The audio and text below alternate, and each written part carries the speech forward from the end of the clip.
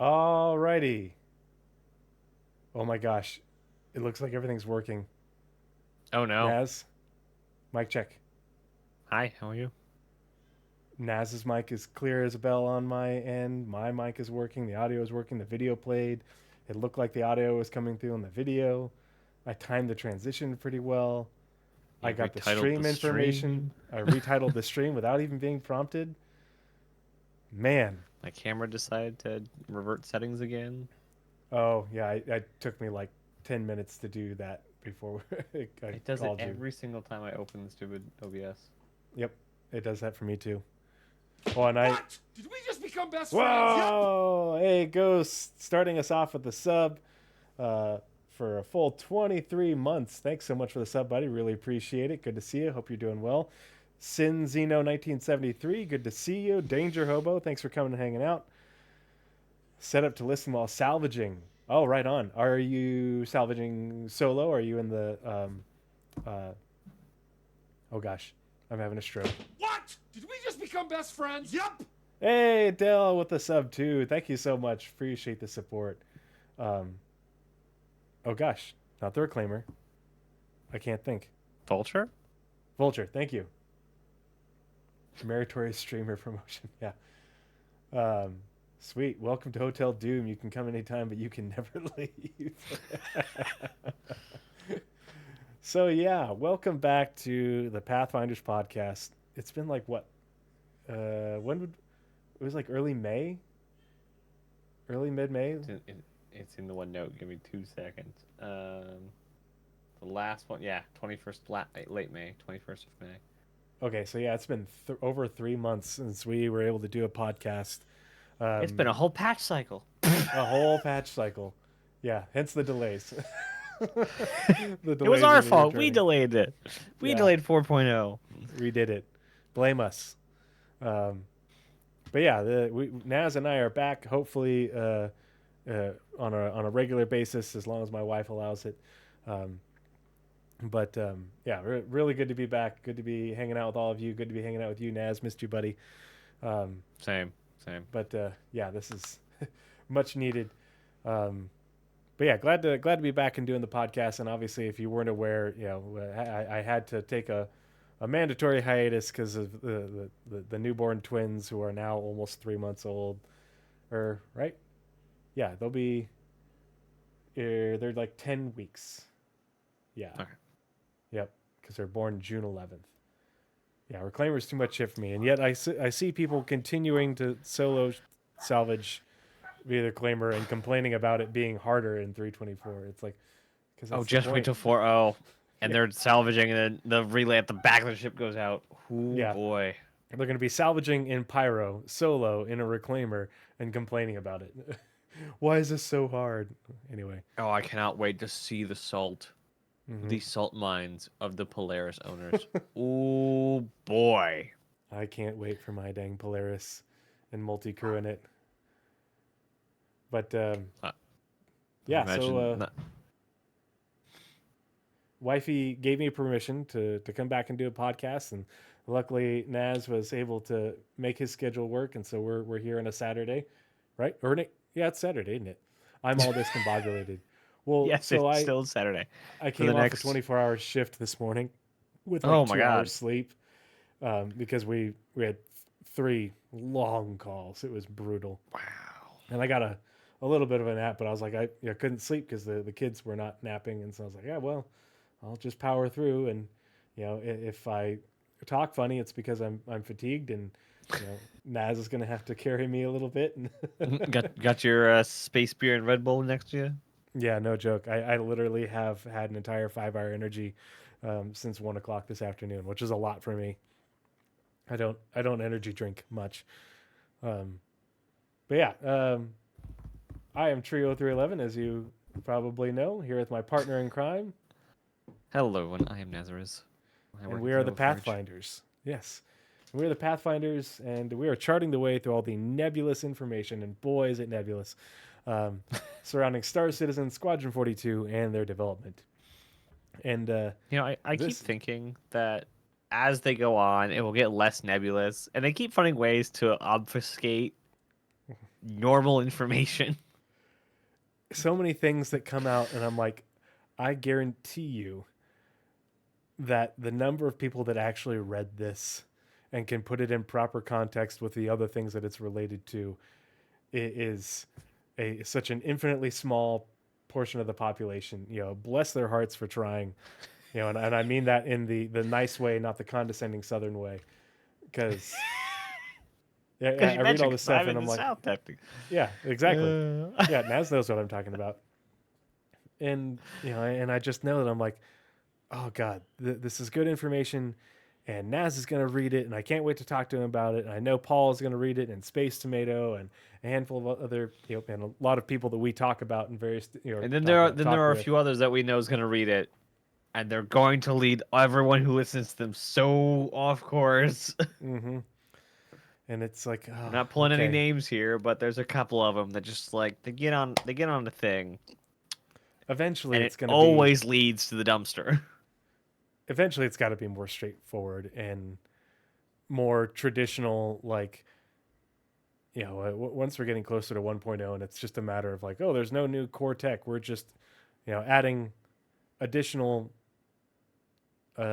feature sets to the features, additional locations. It isn't so much of a trying to explain server meshing, and client side performance and how the relationship to the back end, and how the grand plan for the simulation. And um, but yeah, tonight we are Naz and I finally get to cover the return of the progress tracker. What is it? However many months later. And so we're going to try and make heads or tails of that and look at some of the deliverables that were added to it, and help help provide a little bit of context, so that way we're sort of all as close to being on the same sheet of music as possible. But then we're in that same roadmap roundup. There was the announcement that the release window for 4.0 is getting pushed to Q4 2024, and a lot of people blew that so far out of the proportion, and I was Like, surprised at first, and then I was like, oh, so many people never saw mind. it coming, though. Oh yeah, yeah. Especially because the Q3 patch is usually in Q4 because it's October and it's CitizenCon, and it's just the way that it is. And it's like, what do you? I so we're gonna, but there's been a lot of doom and gloom surrounding that, and it's a lot of vibes based reasoning, based solely off of historical precedent, which that is a data point and it is relevant to the discussion, but you can't make it the only data point and the only thing that's relevant to the discussion, because that's just wanton bias and it's not critical thinking. And so we're going to do a deep dive into the timeline surrounding 4.0 and its release window and its recent development, in order to provide a little bit of context and to walk back the doom a little bit and be like, hey, this is not, because people took Q4 and instantly extrapolated 2025, 2026, and it's like, wait, Yeah, what? I don't know how they made that jump. I've not seen a single, even somebody who has said that. I've not come across them. I kind of try and stay away from negativity wherever it is. Mm-hmm. But I've not seen a single person on any platform give any reason but CIG bad Yeah. for it slipping another 6 months out. Yeah. Will it be 6 months before 4.0 is playable? Quite possibly. Oh yes. But it's but Paul made even if Paul it's made a like good distinction unplayable. about that on Office Hours, and I don't know if you got a chance to watch that, but it was Paul makes good points. That reminds me, I have to pull up. I'm going to pull up the links because Ray's Guide did 2 good videos on the progress tracker as well as on 4.0 and Q4 and stuff. And I don't agree with all his conclusions, but he makes some really astute observations. And so I'm going to share those links in the chat because I want everybody to watch them. Because he put out things that I was like, oh, I missed that. I don't agree with the conclusion he's making based off of that piece of information, but the fact that he recognized it is really good. And he really makes you think. And Ray is, very objective and almost clinical about it. but there's a reason I feel the way that I do, and we're gonna, and Naz and I we're gonna have a discussion with you guys about it. Yeah, Naz and Tree sneaking the One Ring past Mount Doom. The Eye of Development Sauron. uh, yeah. North End Wouldn't it be the Trooper, good to see Council you. of Development and the Eye of Doomers? Yeah. Yeah. Um, so yeah, Naz, before we get started, how you been, buddy? What you been up to? Getting unemployed. Oh. The store I worked at closed, left town. Store that's been here apparently since like the 40s. Wow. They're just like, yeah, we're done. Fire everyone, leave town. So yeah, that's been that. But other than that, like, it's been great. Well, I'm happy. I'm doing stuff. I don't know. It's I'm currently sorry very you simple.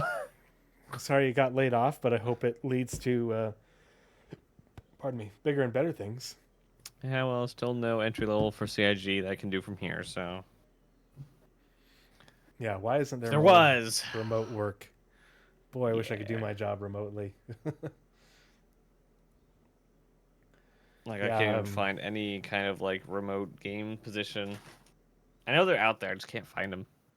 Yeah, I'd love to that's do probably something pretty like that. competitive to it. Pretty Oh, yeah, for competitive as sure. well. Yeah. Have you been playing anything besides Star Citizen? Are you looking forward to any of the releases that have recent released or are So, coming out soon? so I played Starfield for 25 hours ish, like the day it came out, not the day, but like the days after it came out. And I liked it, but I got really disillusioned by the grandiose story and the realistic world they built. So, like, in one hand, like, you have god powers and space, creatures and things, like omnipotent space creatures. And then you like walk around and somebody's like, this tree could hold the answer to like having 10 years longer lifespan. Like, it just does not. Those two didn't jive, and so I kind of like set it down only after I got like the first I space power. feel you 100% because I felt this massive disconnect between my And character and the universe, and even yeah. within the universe, like you were talking about with the, it, especially when it's meant to be like this is a, a version of, our future, like our timeline. Mm-hmm. It's like if you're gonna do that, gosh, I can't. I just have a really hard time vibing with the really supernatural stuff. Mm. And it all came to a head when I came back from getting my first power that controls gravity. And I walk up to, I'm walking down the road, and this person stops me on the road. I have an offer that could change your life. I just got force powers. What do you have to offer? So it's just like the world and all the side quests they've built has no relation to this grandiose supernatural story. And so I'm like, is there any way to not do the story? And I found a mod that lets you start anywhere and basically just nope out the story. Oh, okay. And so I started doing that, and I've spent like 150 hours since. Aha. It's been great. I now love Starfield. It's really good, especially when Star Citizen is giving you problems. Because like everywhere Star Citizen fails is where Starfield is good at. Like it has decent performance, average. It just like there are quests that just work. Like sure, there are still bugs. It's still a game. Every game has bugs. And then where Starfield fails, Star Citizen's really good. Star Citizen is like much better flight. Star Citizen is an MMO, so it has multiplayer. So they really complement each other as far as space games go. And then of course in Starfield you have base building already and ship building. Mm-hmm. So it is a really good complement right now to Star Citizen.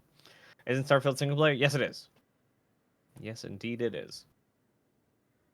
Aussie Viking 07, good to see you. I just the gameplay like it just got so repetitive for me, and I had a really hard time getting attached to the story. And then for me, it was like the video game version of a book that I just can't get into. And it's Yep. like and the book comes recommended from friends who are into the same thing as you, and you're like, this is my genre, like why am I not interested in this? And I couldn't force myself to keep playing it just because it just didn't work for me. And it didn't work for me especially because I'm just an avid Star Citizen fan. And and like the art style, it just felt so, it was, because same engine, it was just reskinned Fallout, and Fallout's art just does The not creation do it kit's for out me. North End.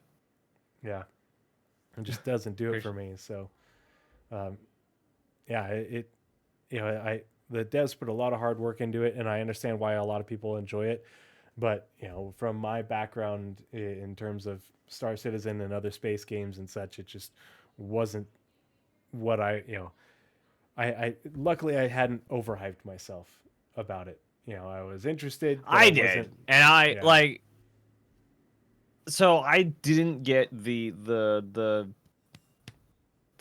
addition. Like I said, I'm gonna wait because a lot of people were saying it's a Bethesda game, it's gonna be bad. So I'm like, okay, I have enough of like benefit of doubt I'm giving to Star Citizen. I'm gonna take the popular word on this one. Like I don't know Bethesda. This is my first real uh trudging into Bethesda kind of culture. So I'm gonna bow out to the popular voice. Um, so I didn't get any addition in money. The second I get a job though, I will be buying the watch and box off of eBay, absolutely, and buying it probably on Steam. It and I can't wait for the expansion Shattered Space. Um, and somebody Aussie Viking was saying nobody should compare Starfield and Star Citizen. It's a nice thought that never happens.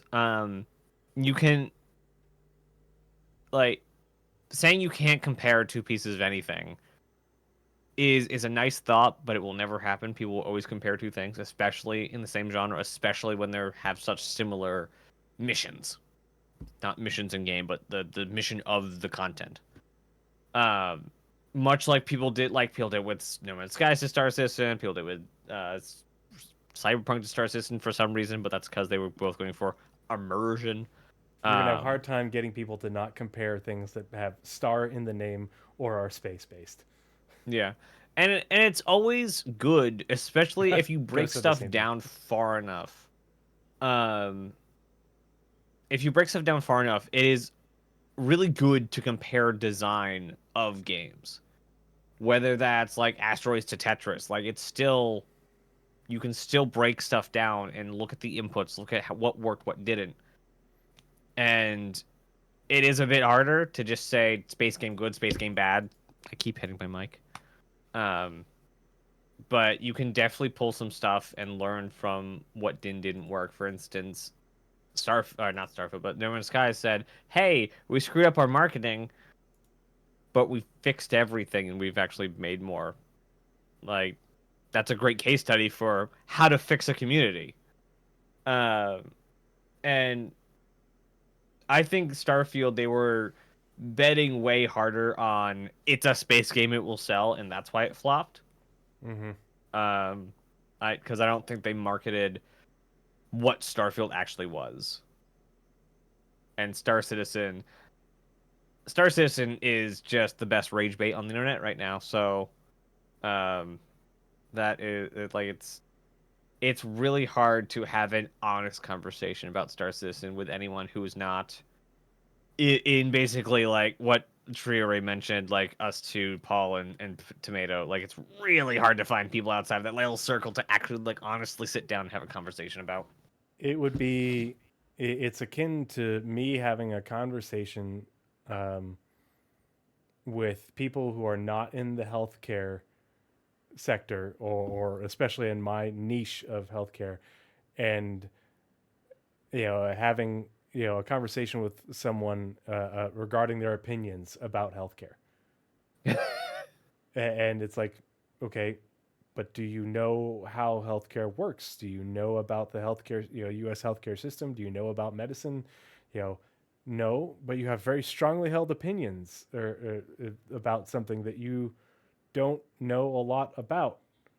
And because that's the thing is too many people don't have the hubris to say, I don't know, or I don't know enough to know better, you know, or I want to learn more and to be open-minded. They form an opinion and then they double down on it because they're unwilling to admit that they might be wrong or that they might be uninformed, because it's just, our culture is so ego driven, and it's like, I'm not saying I'm the expert. I'm just saying that this is my thing and I've read more about it. And you have to be able to recognize that, there are people who are going to know more about a thing than you. And it's okay to, have an honest conversation about surrounding that.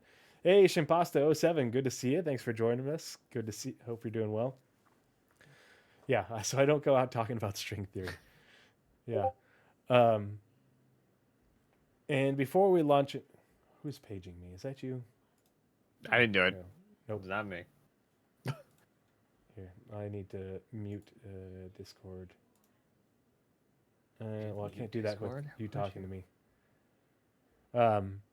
So yeah, before we launch into the, Naz talked about Starfield, and I will probably pick it back up once I actually have some free time. But right now, I've gotten a couple hours into Star Wars Outlaws just because it's Star Wars and I have to play it, and I'm enjoying it. I'm having a really good time. Starfield Star Wars game that would make me happy. Mm-hmm. But I'm playing Outlaws on PC, and I think a lot of the negativity that I'm seeing is more from console people. I know it had big PlayStation problems, but I just have not been experiencing the issues that a lot of people have been reporting. Friends? Yep. Hey, Blizzrad, thank you so much for the sub. Thanks for coming and hanging out, buddy. Welcome Good to in. see you. And that is We're up 3 to 20 new people subs. already. Holy crap! Yep, it's our glorious triumphant amazing return chat here. But and that reminds me, because we just had 3 people renew subs and really appreciate the support. All content on my Twitch and YouTube is charity driven. I keep no monetization for myself. It all gets donated to stackup.org, which is a veterans and military service members oriented charity that provides veterans and military members with gaming related equipment, consoles, TVs, video games, peripherals, etc., in order to connect veterans and military members with video games and video game communities to combat PTSD as well as the effects of being deployed and away from family and friends, morale boosts. And so last year, as a community, we raised almost $2,000. Wow. Between ad revenue and people making direct donations, which was over a third of it, nearly half, and then me donating the ad revenue / subs and stuff.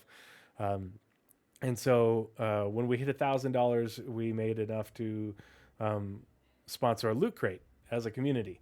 And so I finally got the email a week or so ago letting us know about the loot crate that we sponsored. And so I'm going to pull up that email because it's a big deal to me. And this was entirely serendipitous. I didn't have any say in who the loot crate went to, but I'll explain why it's a big deal. So one of their social media people reached out to me. She was like, "Hey, Tree, I wanted to follow up with you with some awesome news. Because of your last charity drive with Stack Up, a supply crate was shipped out from you and your community to Robert in California. The individuals who will be receiving your crate had this to say in their request. Have 56 Marines and sailors who will be deployed on ships in a MU, Marine Expeditionary Unit. Ship life is a boring and tough place, but the morale and welfare of the Marines could be greatly improved with this great opportunity. We do not know if we will receive a response or pictures back yet. We don't always receive those, and oftentimes they take a while when we do. If we do, we'll be sure to send these along to you." And so here's a picture. Can't open the image, but looks like you can open the image file. Hey. Yeah. Um, so here's the loot crate that we sent. We've got looks like gaming headset, 3 PlayStation games, a PlayStation 5, a shirt, game codes. Pretty good. Oh, more games. Okay. So they I got get Spider-Man 2, Last of Us 2, Killzone Shadow something, and Yo, plus more games. Nice. yeah. So I guess those are games you apply the code and then you download it. I don't know anything about PlayStation anymore. But so this is the loot crate that we sent to this group of Marines and sailors. When they say Marines and sailors, they talk about their Marines and then generally their corpsmen, which is the Navy medics that work with the Marines. And so they sent some pictures of those Marines out training. Looks like they got stuck in the mud. um, Oof. but so this is a big deal to me because, as you know, I am the leader of the cult of the LHD. Because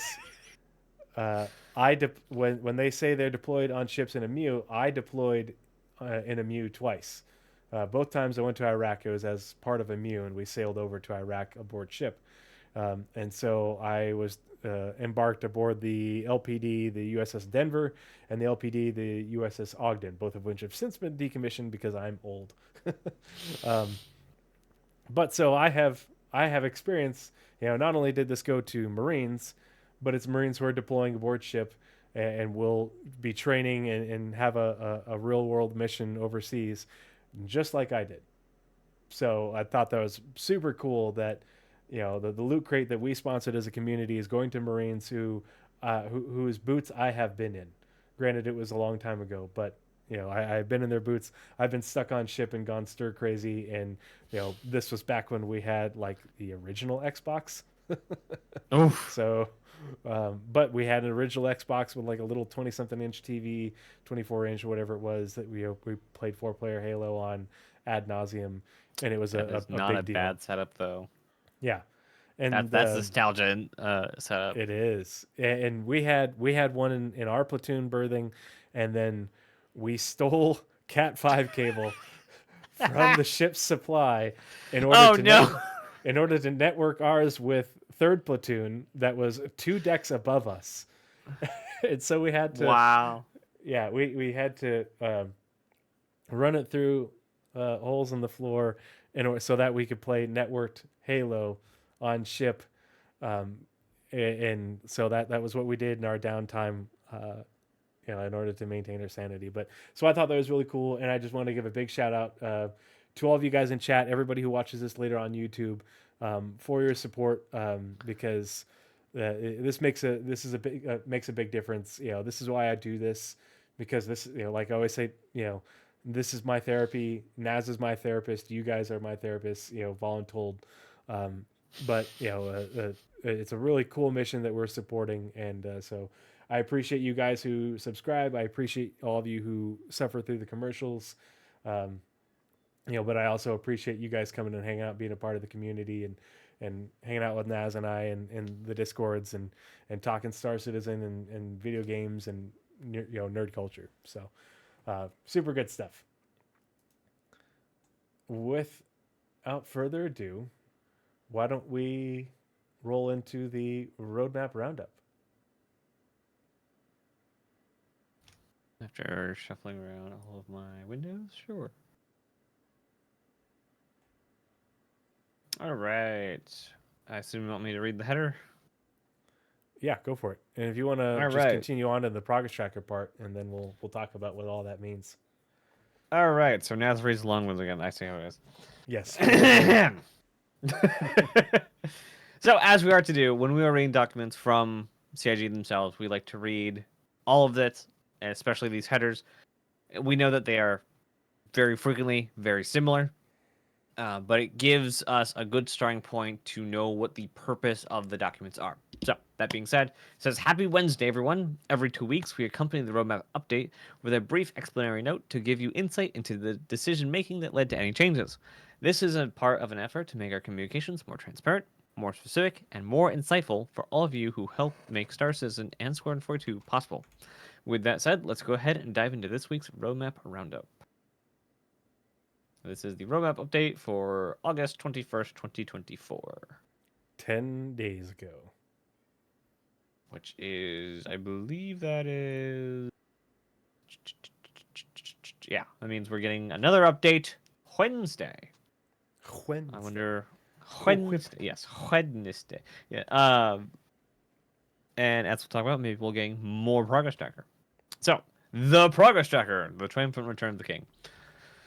We're excited to share the updated production schedule on the progress tracker through the end of 2024. I imagine a lot of 2025 stuff will be CitizenCon stuff. We've made some changes to how the roadmap operates, reflecting the more agile approach we're taking as we near major milestones. This has led to a significant shift on how deliverables are tracked. While still offering transparency into our team's focus, we've tweaked the system to give you better insights onto what our teams are working on throughout 2024 with 2025 to come. Since Squadron 42 has reached feature complete status last year, we've reorganized our teams into cross-discipline groups to prepare for the upcoming milestones, including 4.0 and 1.0 and Squadron's launch. These teams now collaborate across various disciplines to deliver features and content, rather than being tied to a specific resource focused on a single deliverable. That is the biggest part right there. As a result, deliverables are now tracked by the owner of a feature, which is how they will be displayed on the progress tracker moving forward. Downstream teams like audio, VFX, and others won't be individually represented, as their work is integrated into the main objectives. This streamlined approach makes it easier to find relevant teams, with these new groups now featured at the top of the list. I'm pretty sure that's just a reference to how they archived everything at the top of the list. Like, so, somebody coined the phrase Z archive. It is now the Z archive. Yeah. We'll cover that in a second. Why it's called the Z archive. It's great. I love it. It is the most like engineering solution. And it continues with this update, we're adding core gameplay pillar, the character art and tech teams. That one bunch. They are all together the character art and tech team. Both vehicle teams, even though it doesn't mention Montreal. So we have EU and US. It doesn't mention Montreal. The locations pillar to the progress tracker. The Montreal is under North America. Oh, it's North. Oh, it's NA. Yep. I thought it was US. That's my bad. I did not read NA. I read US because it's always been US. That makes sense. That would make sense. All right. This is why there's two of us. Additional teams and deliverables will be added over time. Plus, as we continue refining the production schedule for 2025, we'll populate additional teams, groups, and content. And of course, make sure to tune in for CitizenCon, less than 2 months away. So that's a lot to take in. But I'll read through the release view bit, and then actually, you know what? Before we get to the release view, because that'll be a good segue into Doom or Citizen. Okay. But let's take a look at the progress tracker. That way we've got a visual of it, of what's going on. Because that's the important part, is especially this last bit, is people looked at it like that's it, and they're like, where's all this work? And it's like, well, they're not done. They just said that they're not done. They're going to be adding. Nobody ever reads it. Like we've been here so many times, with this exact data point where they've said, "Hey, here's a bit of information. We'll expand this later," and people instantly go to, "That's it. That's it. It's they're screwed. They're out of money. Like, close up shop." Like, they literally just said they'll update you periodically with updates of the stuff that's going to expand everything in this document. Like, why? I don't like. It's because people don't read this part. They just know that there's an update, and they go either straight to here or straight to the release view. They don't go to the Roadmap Roundup, comlink, and they certainly don't go to the Spectrum crosspost. And that's just the issue. it's the one thing that has showed up for me in this year's Drought Citizen is the repetition of bad takes. It's always the same arguments year after year. Like, we were saying all the same crap to all the same arguments in freaking, like, 2016. And it's just so tiring that it's the same bad takes. Yep. And it's not like, I don't have a problem with Star Citizen. Star Citizen is doing what they said they were going to do. They're developing a video game. And it's a video game. So, like, just relax. Go play Tetris or something. Let it develop their game. Like, go away. But it's the people that make it so hard to enjoy it. Mm-hmm. It's insane. So here we are. We have the Z archive. So this is old progress tracker. This is new progress tracker. Old and busted. New hotness. New shiny? New hotness. Bad boys. And you'll notice, like, there's very few teams on here.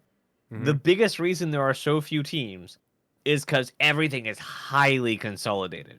So, like they said, no downstream teams, no audio, no VFX, nothing like that.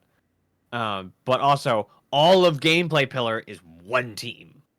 Yep. It's no longer like this team over here, this team over here, this team over here. If they're working in gameplay, all one. So if we go to like something like a there goes the brain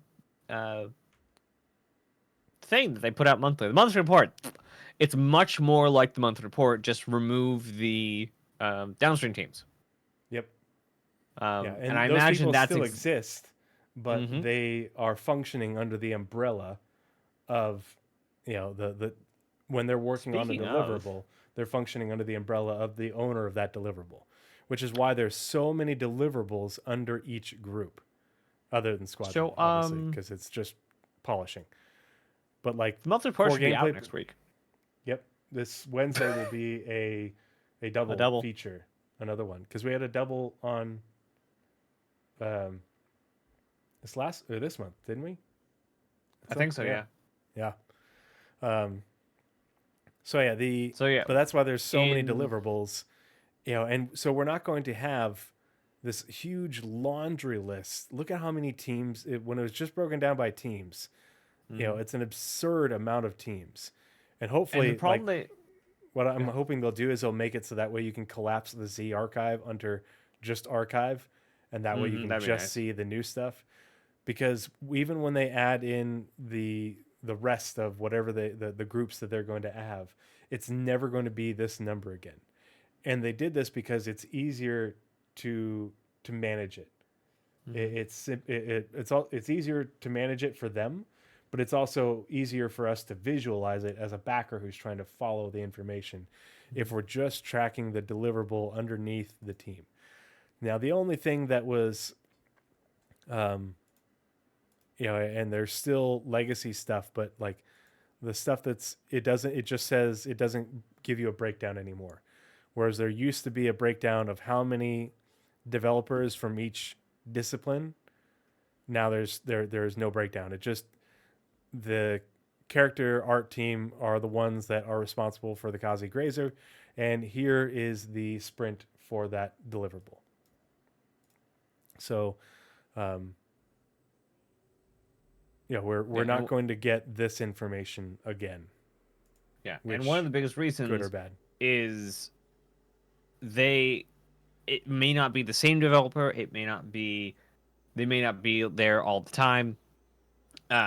Like they said in the Roadmap Roundup, is a new plane of agile development that they've ascended to. So they could be working on Kazi Grace in the morning, and they'd be pulled away for a squadron or for some deliverable, maybe an IEE thing that they need to get done, or some 4.0 or 1.0 thing that they need to get done by the end of the day. And so they'll pull any dev that needs to do that onto that, instead of having that dev locked into Kazi Grazer till it's done, or locked into a dynamic event, or whatever that team is doing.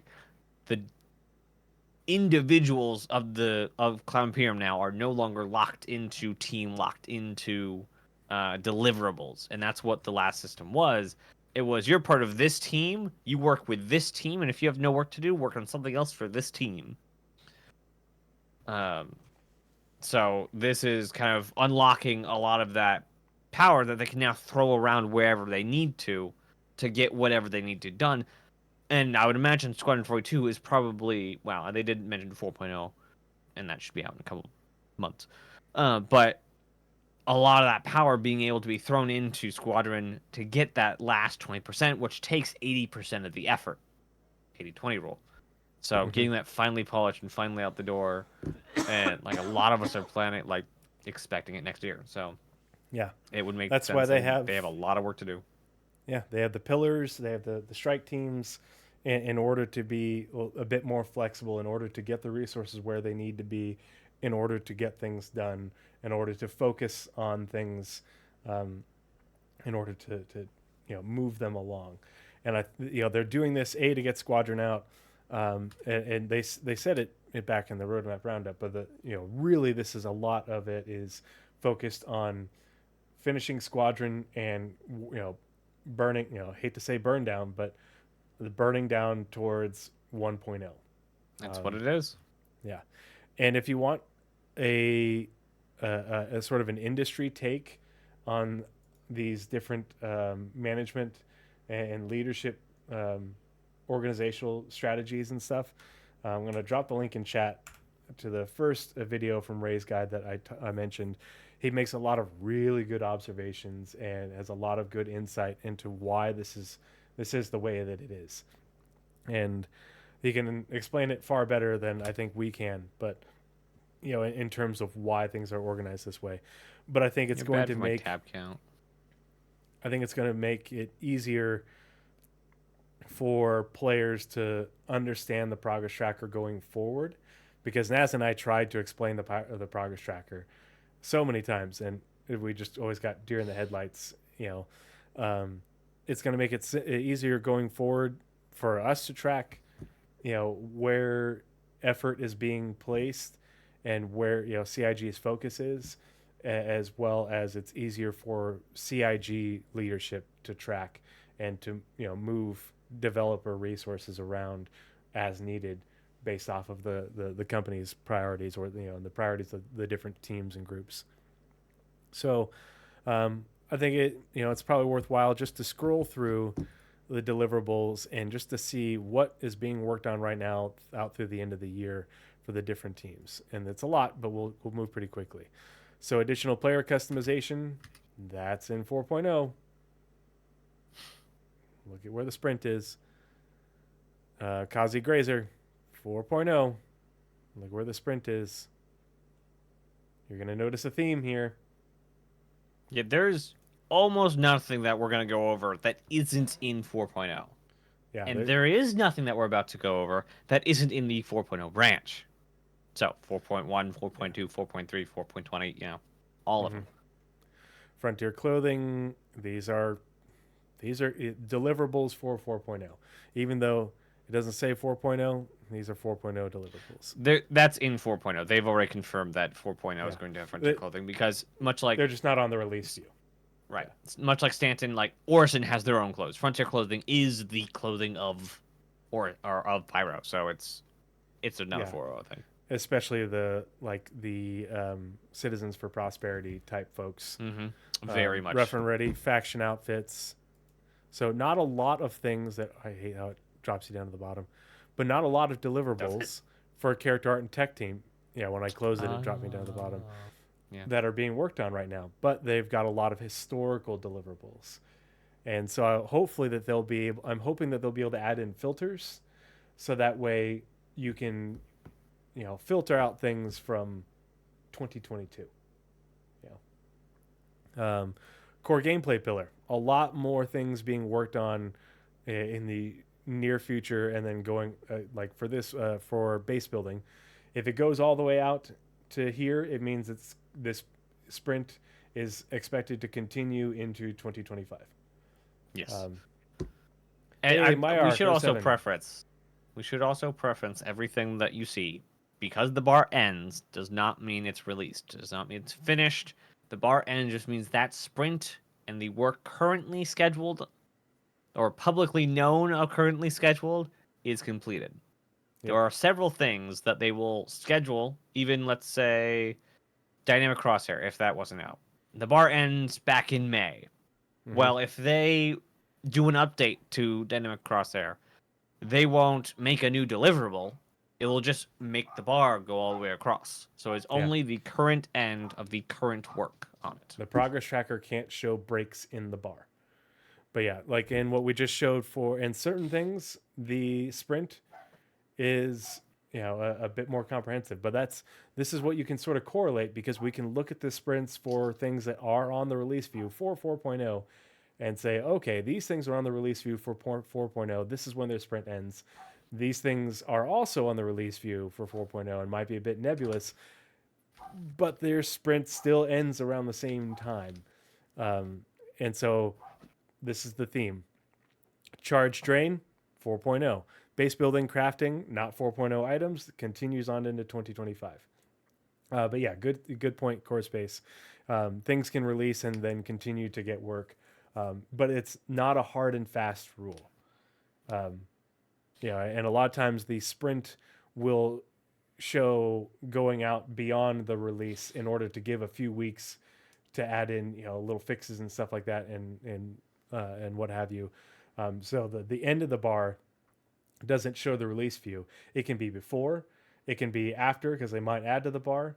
But when you can correlate it with a targeted release window, that gives you a little bit better indicator. So engineering, the bar only goes out to here. It'll probably get extended, but it hasn't got extended yet. But it is a 4.0 feature. Fire extinguisher, FPS radar and scanning goes all the way out into November, but it's not a 4.0 feature. It's not on the release view, but it doesn't go all the way out to 2025. So curiouser and curiouser. Item overheat and jump points. I believe overheat is in there, but that's part of because I don't think it has its own release view deliverable, but they did mention that would be in 4.0. Jump points, obviously 4.0. Look at where that sprint ends. Life support, lots of things that you can go through in here, and you can see when the sprint ends and correlate it with it being either a verbalized thing for 4.0 or actually on the release view. Quantum travel experience, this is the one thing that I was disappointed about, because I was really hoping that this would probably get added to the release view for 4.0, but now I kind of doubt it. That it could, and this could just be follow-on support, but I really don't think we're going to see it for 4.0, given how much more work is planned for it. But vehicle radar and scanning, maybe a 4.0.x. We'll see. See, it did again. But those are, and you know what? I don't think we need to. Well, actually, it's a lot smaller for the other ones. Locations. So again, there's base building again. But the acidic caves, the asteroid facilities, we know those are 4.0 features. Jump points again. The outposts, homestead, independent outlaw, 4.0 feature. Pyro space stations, again, this is a follow-on sprint, just going to continue because they're going to continue to support Pyro. The updates to the rock and sand caves are also 4.0. We don't need to look at this because this is just polishing for Squadron 42, and literally they only have one sprint in them. Yep. The vehicle content is just going to show you ships. But notice as we scroll down through here, we've got the Polaris going out to IAE, and they've told us that they want to release at IAE. But then there's nothing else named from the EU vehicle content team. And these sprints go out to IAE and December. So, the end of the year patch and IAE, as well as a ship that's going out into next year. And then last but not least, vehicle content NA, which is the LA a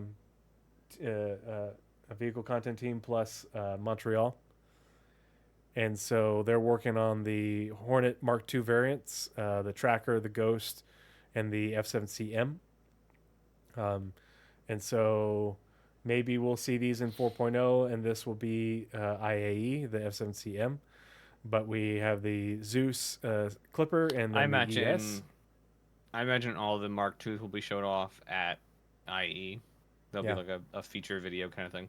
Mm-hmm. But we know that these are both 4.0 ships, and then we've got more IAE stuff and from Vehicle Content North America.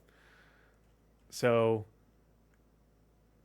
keep that at the back of your mind regarding where all those sprints are, because when were those sprints added to the progress tracker? The same time that 4.0 was pushed to Q4. And though a lot of the sprints for things in for 4.0 are still showing around CitizenCon, either before or essentially during slightly after CitizenCon. Not end of Q4 in December, not even in November, not even really in November. They're still showing for December. That's important. October. October. My bad. Yeah. So that's the Roadmap Roundup and the triumphant return for the progress tracker for August 21st, 2024. I mean, I don't know about you, Naz, but I'm really excited to see how they lump in the other groups and what deliverables they get, because obviously this is a pretty long list, but there's some pretty big things that they added in there, base building, crafting, as well as some locations and stuff. The quantum travel experience, we knew they were working on that, but there's more. They're only going to add some stuff as they add in some more teams for their things for the end of the year, but we're going to get a big. I think we're probably going to get instead of a beginning of the year planning session, I think we're going to get a big progress tracker dump after CitizenCon. Yeah. When they tell us about 1.0. I think what they're going to do, they're going to talk about 1.0 bunch at CitizenCon, and then they're going to say, hey, we're still shoring up some stuff. Yeah. They're going to say we're still like finishing out, ironing out details, and then beginning next year we get the Q5 2025 progress tracker update. Yeah, it'll be interesting to see how that evolves, because this is we're really going into getting into uncharted territory. It really depends on how aggressive they're going to put 1.0. Yeah, and they basically year over year for the last several years, if not longer, we've had a really good idea of what the near future look like in terms of their goals. And after 4.0, we really don't have we know dynamic server meshing and Star Sim, base building and crafting. Yep. And quantum experience. Yeah, that's it. That's all we know. That's literally all we know. That's all we've got. Like there are like a couple and I'm not counting Squadron, but for the PA. There's like a couple like whispers on the wind, like hacking and yep, like the weapons we haven't seen that we know about, the vehicles we've seen but aren't in yet. Yeah, but like there's very little like substance. Yeah, I mean, we know some of the things that they want to include, and that will be on the way, but we don't know where they fall on the list of priorities. So, like, where does Bounty Hunter V2 fall in? The farming. Yeah, Bounty Hunter V2, I guarantee will be in before 1.0. Yeah, like science gameplay. Where does hacking fall in? What is science gameplay? Yeah, what is science game? Yeah, exactly. The scanning for jump points. We don't have the transient jump points yet, and we're not going to. So where Yeah. does that fall? It's the until we get to CitizenCon, the road ahead past this year is, drum roll please. Everybody ready? Ready your drinks? Nebulous. And it's more nebulous than it's ever really been. Don't tease me about Medical V2 Omega Black, and it would actually be Medical Tier 1, because we're still on Medical Tier 0. Is that the return of the Make Sense medical beds? Yeah, When the makes Ursa sense. loses its respawn point. Yep. I cannot. Again, I can't wait for the salt. I want hacking because I want my Legionnaire. And they teased the Legionnaire, and they told us that the Legion in March and April in the monthly reports that the Legionnaire was white box complete, and they were waiting to develop it further until the gameplay teams, and then they confirmed that at Invictus launch week. And so once we hear that the core gameplay pillar is working on hacking is when the ship teams are going to pick back up on the Legionnaire, and I'll be able to pair it with my Polaris, because that's my combo that I'm dying for, is Legionnaire plus Polaris, run around in Pyro, hiding in asteroid fields and going through asteroid bases, and boarding stations, and using the Legionnaire as the mini drop ship. Yeah, Regen is always the plan. God damn it. Yeah. But yeah, that's if you want to die pretty quick. Yeah. That's the progress tracker. And so I'm going to go ahead and close actually, you know what, I'll leave those open. And as you can see here, well, you guys probably can't see it. I've got tabs for Doomer Citizen, which is what we're about to launch into, which is our Spectrum Pulse for the evening. But I've got 11 tabs for Doomer Citizen, actually 12. And then I've got tabs for each of the release view groups. Here, I'm going to hide these ones for 4.0. And so I opened up the deliverable view for each one of these deliverables that is scheduled for 4.0 or is targeting 4.0 right now, as well as several more that are showing their scheduled work out to the same point in time. Now, I know it's a taboo. We're not supposed to use it to predict, but at the same time, when something is on the release view for 4.0 and you can see it sprint on the progress tracker, you can see when they're targeting 4.0. And when they were targeting 4.0, the same time they updated the progress tracker. So keep that in mind. So, Doomer Citizen. And the reason the reason we're calling this Spectrum Pulse Doomer Citizen, it's a term that Paul coined, and it's going to stick, just like, we don't call it Twitter or X here, we call it Twitter. People who, are get all super down on CAG and Star Citizen and stuff, at any inconvenience, we're going to call them Doomers from here on out. And it's really not meant to be derisive, but it's just a label in order to categorize people who get a bit overly negative when news comes out or changes are made that they view as, catastrophic. They view it as catastrophic when it really isn't. So let's get started with Doomer Citizen. So first things first is we're going to start, and just like Naz and I usually do with our Spectrum Pulses and Scanner Anomalies when we're looking at features and technology and locations and stuff, Tree Citizen refunds. Yeah, the Naz subreddit. We like to start at the beginning. Oh, Blizzard in chat.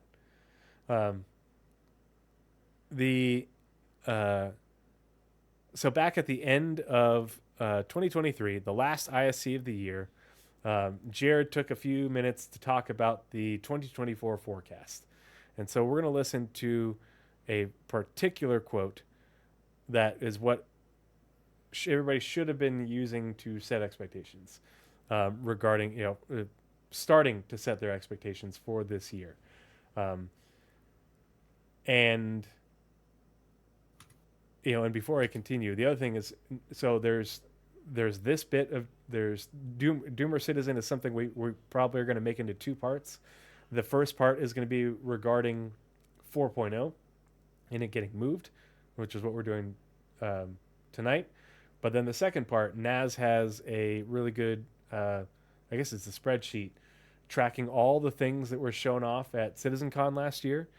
And because there's been a lot of doom about they've released less than half of what they showed off at CitizenCon, and they said everything was going to be coming out in the next 12 months. Well, hold on, there's a different quote, and they said most, or a lot of things, which changes the math a lot. And B, a large number of those things at CitizenCon are coming in 4.0, and the year isn't over. And so there's been a lot of dooming on that, with very premature math and quotes taken out of context.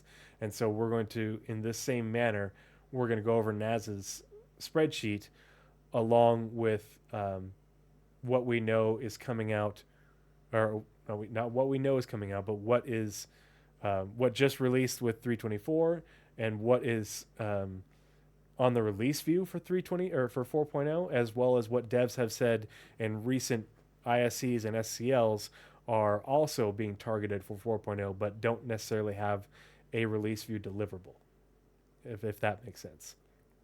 In order to set expectations for what that percentage number might look like when 4.0 releases, when it's probably going to release closer to when CIG is actually targeting and not 2025 or 2025-6, which is what people are dooming. So let's listen to this quote. Citations in this economy. Now that said, Alpha 4.0 is currently targeting a summer 2024 release, but that won't mean that you have to wait until then to play it or learn more about it. So the last part of that quote didn't age well because the Pyro previews didn't pan out. But targeting a summer 2024 release. When is summer? What are the dates for summer, everyone?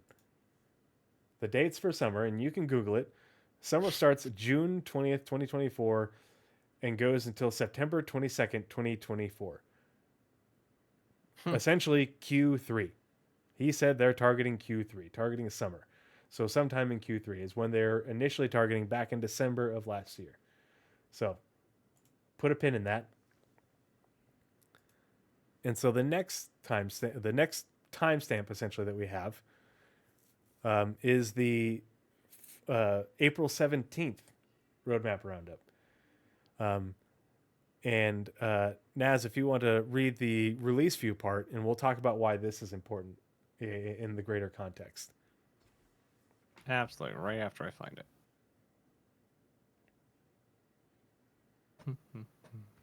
Where did you put that link? There it is. You said August 7th, 17th. April 17th. I'm looking. There it is. Make me open way too many tabs. All right, April 17th. You want me to read which one? Yeah, the release view part. Release view. All right. As part of our final review process, we've concluded that the quality of the cargo feature that we're targeting the launch of Alpha 323 were not yet at the stage where we needed them to be for a release to the live service. The freight elevator and instance hangars in particular are technologically complex features that will require a bit more work, pain, and suffering before we feel comfortable fully integrating them into the game. This additional time will allow the team to test for additional edge cases and include further refinement, which is especially important for features as impactful as these. However, we are not currently planning on shifting them back a full patch cycle. The features below will remain in the 323 column on the release view, but now targeting 323X. Okay. So as of April 17th, and really they made this decision in the 2-week period prior to this, they knew that there was going to be an additional point patch after 323, and 323 released in early May, and then 323.1, and they knew this at this point. They knew that it was going to 323 was going to release in May, and that they were going to have a 323.1 for Invictus launch week, and so they knew that there was going to be a point patch after Invictus launch week, which was essentially the third week of May, the latter half of May. And so they knew they were going to have a point patch with these things that would need to be tested and released sometime in June. They knew this in April, and they didn't push back the release timeline for 4.0. So that tells you how much time that CIG was anticipating that they would need to get 4.0 through its testing cycle in order to release. In order to release in Q3. And then, so Roadmap Roundup, essentially a month later, May 15th, 2024, is when they added 4.0 to the release view, because this is after 323 launched to live. And before 324 was there, and so this was the next patch, so they added it to the release view, because they always add it to the release view when the preceding patch goes live now. So they reiterated on May 15th, targeting Q3 this year, knowing full well that there was going to be a full, what is now 324, but they knew that was going to happen in June, and they were still targeting Q3 for Alpha 4.0 as of May 15th. So this is when they added this to the release view, and they didn't change the target timeline. And then June 26th, essentially almost a month and a half later, what happened? They committed everything that was on 323.2 to 324, changed the name, still hasn't released. It's in, still in Evo at this point. And it's still in Evo. This is at the very end of Q2, because June is the last month of quarter two. So Q3 starts in July. And what is now 324 is still in Evo. And they didn't, in this Roadmap Roundup, they didn't push the release window back for 4.0. They could have if they thought that they needed more time, but they didn't. So again, the next Roadmap Roundup we got an entire month later. What happened? Naz, you want to? You also have a video in between the two. Oh yeah, actually, is it this one? Actually, I was the jump points. Oh, did I not open that? Whoops, my bad. Hold on. It's your document. Well, I'm not looking at the document. I'm just going through the tabs. Yeah, no, I understand. You You wrote the thing. You wrote the script. I did.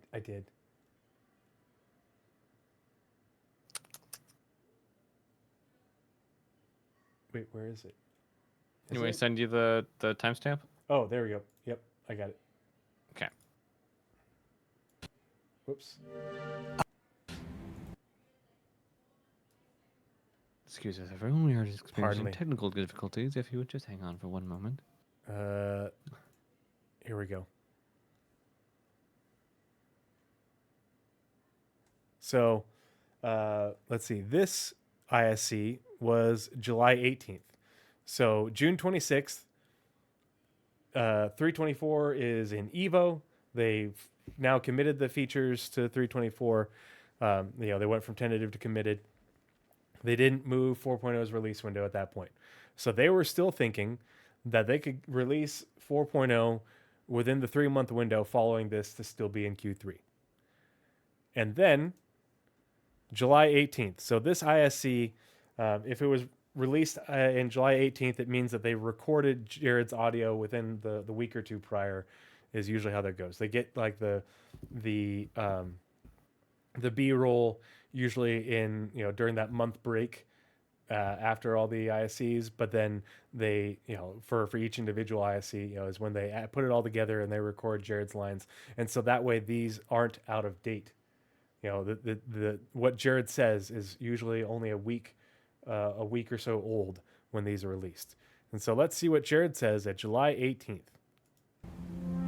So what did we learn this week? Well, hopefully a whole heck of a lot about the first jump point that's currently in development and scheduled to make its way into Star Citizen Alpha 4.0 in just the next few months. Yeah, I didn't say before the end of this year. We're still targeting something a bit sooner than that. And that's all I'm going to say. We're still targeting something a bit sooner than that. In mid-July is when they made this statement. Not end of the year, a bit sooner than that. Okay, well, what's a bit sooner than that? I mean, you could do as much tinfoil as you want, because like, I know you have things you're gonna say, but I'm just gonna add my 2 cents in. Oh yeah, like no, that's why we're here. The most pessimistic is IE is a bit before the end of the year. For anyone who's been in Star Citizen for more than 6 months knows you don't release new patches on events. Just don't do it. They're always bad. Just stop doing it. So before that, you have CitizenCon, and that's basically it. Yeah, like that's you have, and they've done. I forget which patch it was. It was all backers. I think this was the Microtech patch, the Carrick Microtech patch, where it was all backers at the end of CitizenCon and released by the end of the year. Yeah. So they're targeting something a bit sooner than that, and that's all he's going to say. And he's doing that with a look in his face. That just says CitizenCon. All day, every day. And do I think that they're going to release it at CitizenCon? No, I think it's again, this is one of those things that's nebulous. It isn't a hard and fast date. It'll depend on how the testing goes. It might be before CitizenCon. It might be a couple of weeks after. But they're targeting around CitizenCon, but before IAE. And Naz and I talked about this before the show. In order to be able to get 4.0 out and then still have a week or two to get the 4.1 or the 4.0.1 patch ready for IAE, because IAE and Invictus launch week is always a .x or .1 patch of that patch, and it takes a week or so to test because it's just an event that they've run many times before. Yes, very much so. We're gonna go over it later when we're going over the spreadsheet for CitizenCon. 12 months was not exactly said. That may have been a ramble line, but he did specifically include Q4 in the line of we hope to get all these things in the next X timeline. The timeline did continue to Q4. A lot of people hold on, audio just screwed up. Hello?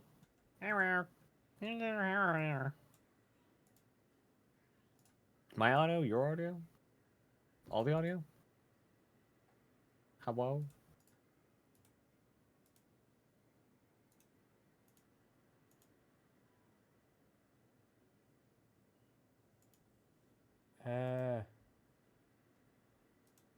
Why is my audio? No, sorry, in my headphones. My headphones got disconnected. Well, just keep going then. So a lot of people clung on to the 12 months saying by the next CitizenCon we'll have all these features. Not the case. It may have been said, but it was not. It was in the 12 months or so kind of line. It was definitely very specifically. I believe the intro said something along the lines of next 12 months or so. In the outro, Chris Roberts' speech, he said he's very specifically Q4. Yeah. And in the beginning, he said, and we're going to talk about this in the next Spectrum Pulse because that's when we're going to go over Naz's sheet and stuff. But in the very beginning of CitizenCon, and I remember it vividly because I was there, and and he said a lot of what we're showing you, we are targeting to release, in the next 12 months or so. And I'm not making any promises. Yep. That was his like almost direct word for word verbiage. And yet with 324, and he said a lot, not all, but a lot. And as of with 324's release, we're at 40% of everything that was shown at CitizenCon, not including 4.0. And so with 4.0's edition, we get somewhere to 60 to 70% of everything that was shown at CitizenCon, if not more, depending on what things you count and what ends up squeaking in that doesn't have a release view deliverable. I should And probably so if you pull up that Spectrum post I made. And so if he said a lot of what we're showing you in the next 12 months, and they give us nearly 70% of everything they showed, that's accurate. I hate to be the bearer of bad news, Doomers, but that's really accurate. And all they have to do is get 4.0 out, around CitizenCon. And so that's why we're showing this, is because that seems to be what CIG is targeting. And I'm gonna be really obnoxious about this, because Naz and I are gonna have, if this all comes to pass, and shit can go sideways. Naz and I will be the first to admit that shit can go sideways. But what we're trying to show everybody is that this is what CIG is targeting, and this is what their plans are, and this is why they are confident in these plans, and why past performance and is not necessarily the data point to hang your hat on at this point, because the situations are different. They have changed a lot, and we're going to talk about that at the end of this segment, because the context is there, and it makes a difference. And so if CIG is targeting 4.0 for CitizenCon and 4.0 releases, and it gets us those numbers, not only will they have basically missed their release window for 4.0 by only a month. The most important patch, arguably the most important patch for Star Citizen to date, and they'll have missed their goal, their most recent prediction by only a month. That's I would really even good venture by to say CIG there standards. won't be. Yeah, I'd venture to say there won't be another patch as important as 4.0.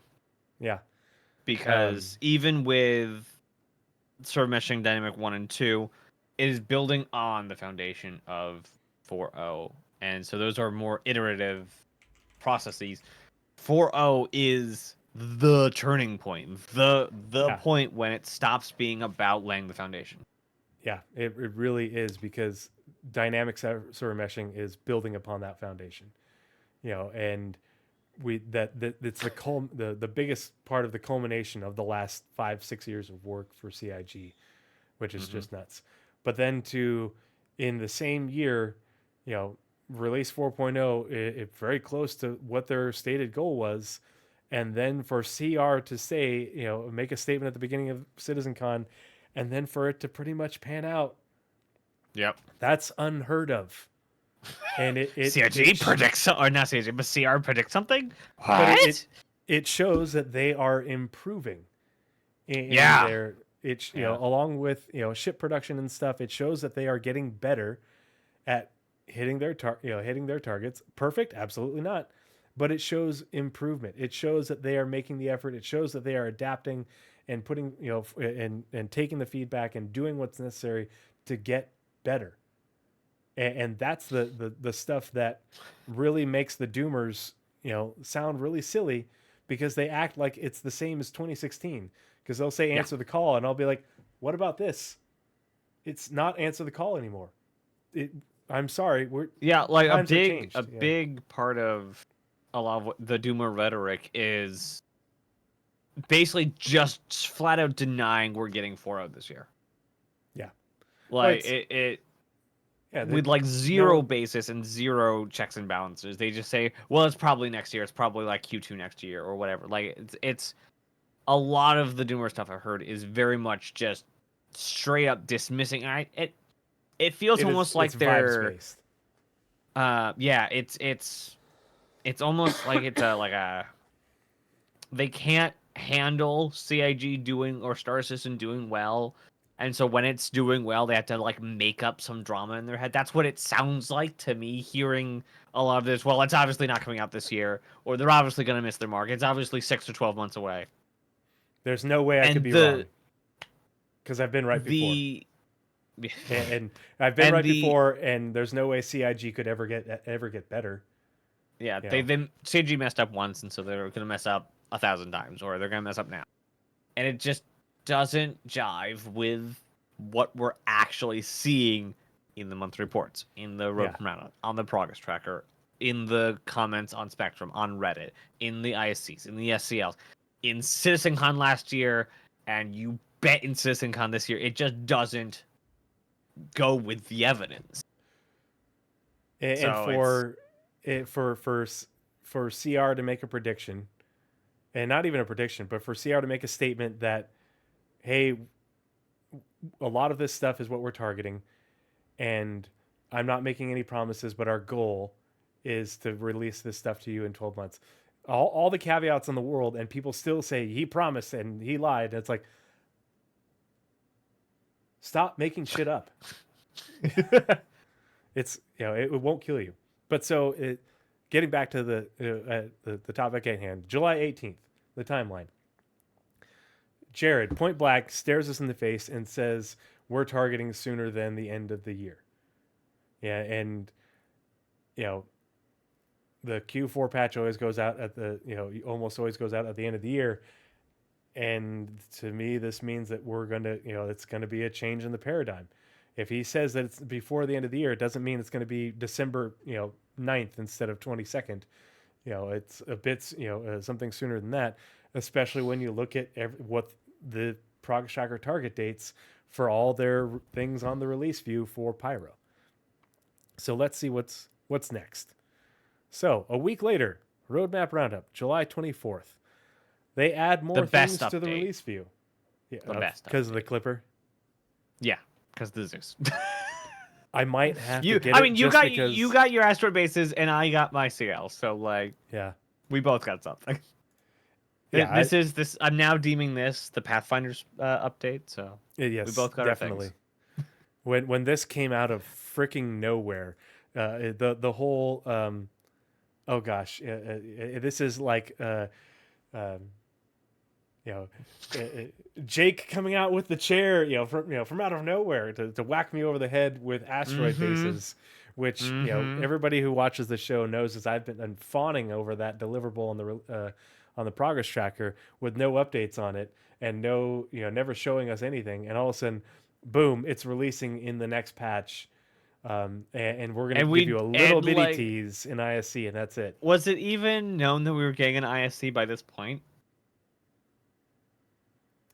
I don't remember. I think the first time we heard of it, it may have been the week before. Yeah, we hadn't gotten the ISC yet. So, just to have asteroid bases, what do you mean? Yeah. And then oh no, next week's ISC is asteroid bases. I can't imagine the dumbfounded look on your face when you heard that. Yeah. Oh yeah, it was what? Omega Black. I totally get when people want to protect themselves from being disappointed. Absolutely. If that's what you need to do, by all means. You don't need to shit on CIG to protect yourself and set your expectations a bit broader. Why people can't separate the two, I don't know. But the people will say, no, there's no way it's not coming out. CIG, they have to lump it in the same statement. CIG lies, Chris Roberts lies. They're incompetent, and that's my issue. If you can just say, you know what, I hope CIG makes their target. But if it slips, then I'm not too worried about it. I'm just going to, if it comes out, great, and if not, I'm going to be okay. That's all you need to say. That's healthy expectation management. What's not healthy is being a dick. There's a big difference between I don't expect X amount of things by the end of the year. I don't expect this in 4.0. I don't expect 4.0 in X amount of time frame. And this is obviously not coming out, and CIG just doesn't meet their deadlines, and 2016 answer the call, or Scam Citizen or what have you, whatever spewing anyone's doing. There's a big difference because there's a lot of people in my org, and I don't like let a lot of negativity around me that are absolutely, I don't expect anything, and whatever comes of it comes of it. Like, that's healthy expectation managing. There's not any need to be negative about it. That's taking it the other way. And if that is their coping mechanism, passive aggressiveness towards they CIG may is need to not find called for. some more help with that. Help that we can't give.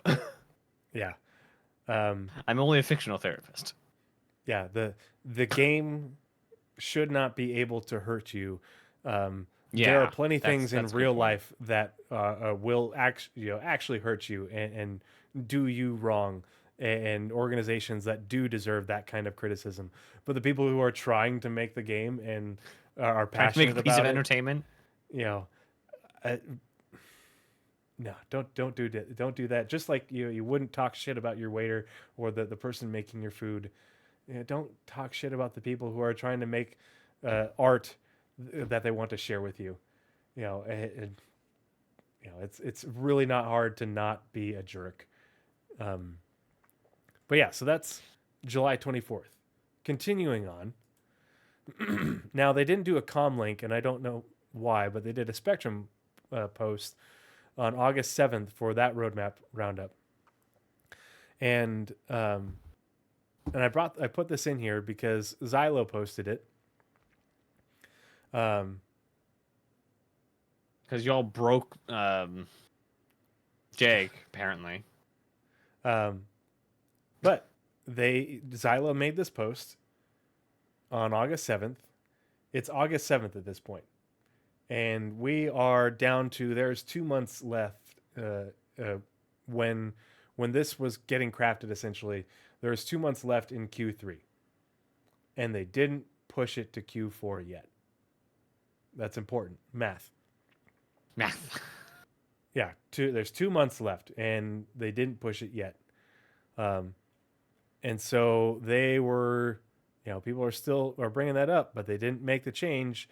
I'm sure they were talking about it, but they didn't make the change yet. And so that gives you an idea of what CIG thinks in terms of a timeline of how much time they need to test 4.0 to get it to live. Why is Spectrum so crappy? I don't know. And I hate scrolling through this stuff, but I do it just to find the yellow bits. There's and I don't think there's can any... we have a yellow replies filter? Pardon me. So I didn't mean to cough in the mic. But like even the reactions, I wish you could hide them. Like it's so negative. I don't understand. Like so, this is a roadmap update. Like why the negativity? Yeah, why do you need to be snarky?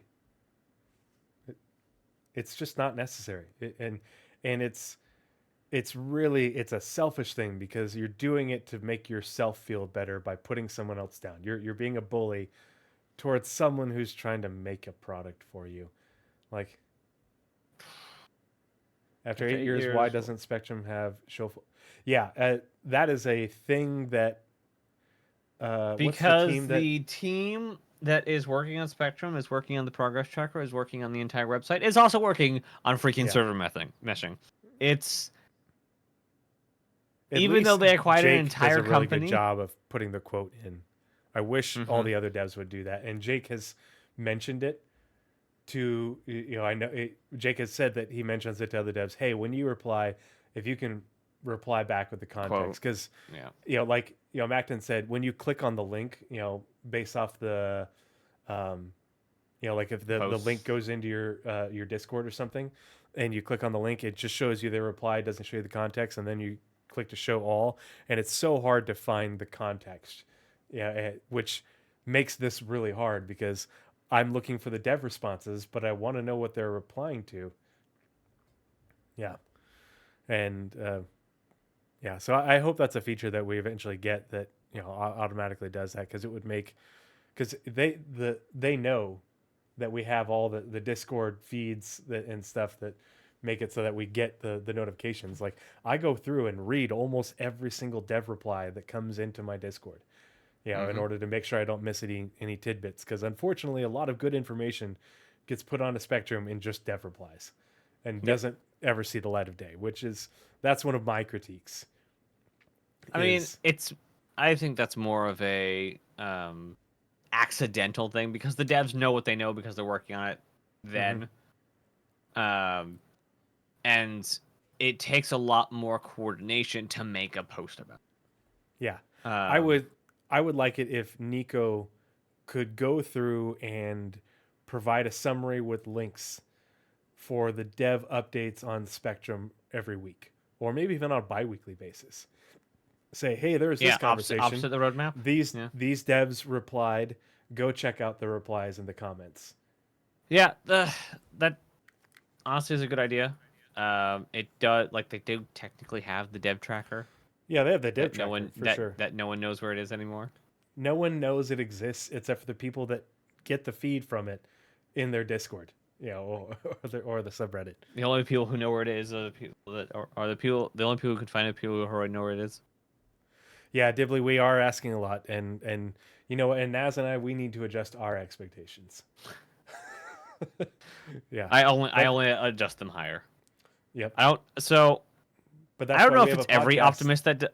I don't know if every optimist does this, but as far as I've observed, being an optimist, optimism is not about setting your expectations high and then being disappointed every time they fail. It's about setting them high and being able to expect greatness from everyone and everything, and then being okay and to be able to do it again after you get past whatever it is that happened, whether it was there, whether it was mid, or whether it was bad. It's not about being like so optimistic that you're shattered when your expectations don't come to fruition. As far as my experience being an optimist, it's just constantly being optimistic and continuing to be optimistic, not being depressed when my optimism has led me down a dark alley. I like my positive mental health. It makes me a much happier person. I like me when I'm happy, and so I choose to be optimistic. Wow, shocking! Like being happy.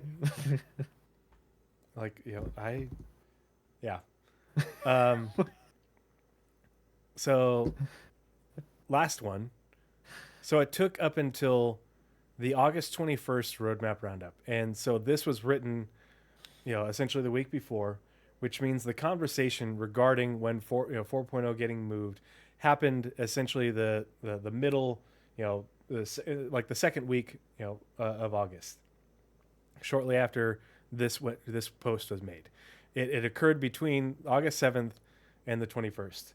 And so when they essentially got to the 6 to 7 week mark of, we've got 6 to 7 weeks left in Q3, can we get 4.0 out if 324 goes live tomorrow? And they said, no, it's not enough time. So Naz, do you want to, we're circling back to you. Do you want to read the release view bit? And we'll talk about that. Yeah, just reading. Very long comment.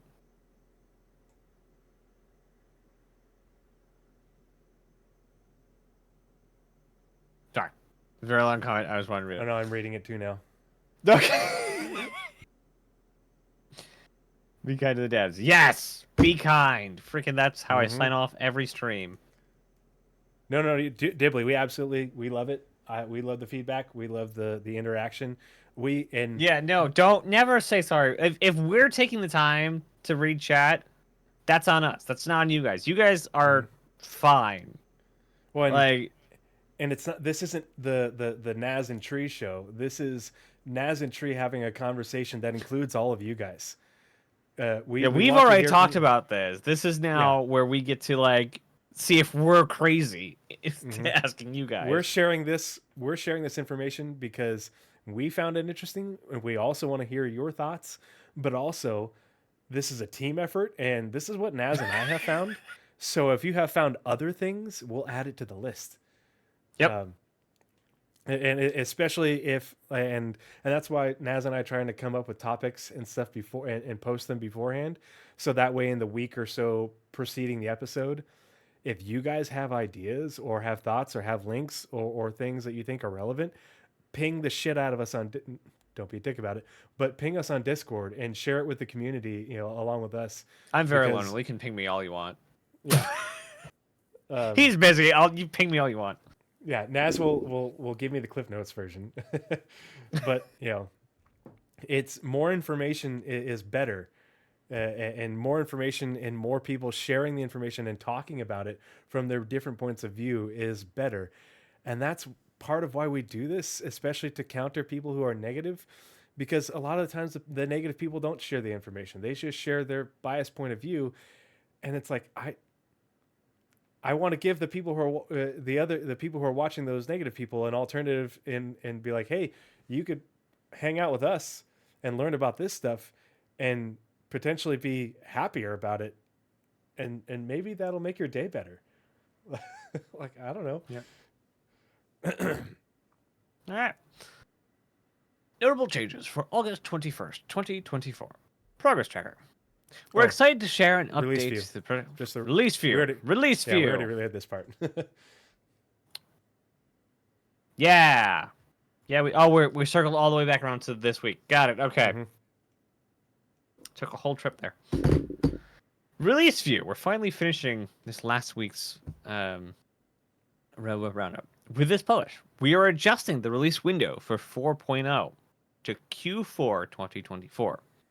Alpha 324 and its update to systemic gameplay features had required extra attention to ensure necessary issues are resolved ahead of its release, which weren't all resolved and they're still working on it. Just keep that in mind. Which had resulted in a lengthier PTU process. While work has continued on 4.0 features and technology simultaneously, we are making this adjustment to release timing to ensure Alpha 4.0 gets the proper amount of time in testing or in PTU. So that's the really I important want to part. ask, yes, I want to ask both of Tree and of everyone in chat, all 25-ish of you, because Twitch never actually gives us the proper amount of people. Would me just straight up reading these for a video be valuable to you? I know Tree reads them probably 5 times before we even get talking about it. But is that something that I should just do because people don't like reading them and miss a lot of the words, especially somewhere in the middle? Like, is that something that would be of value? Would you be playing silly hats? I mean, that's not a possibility.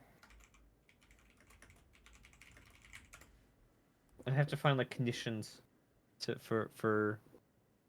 Would you be wearing silly hats?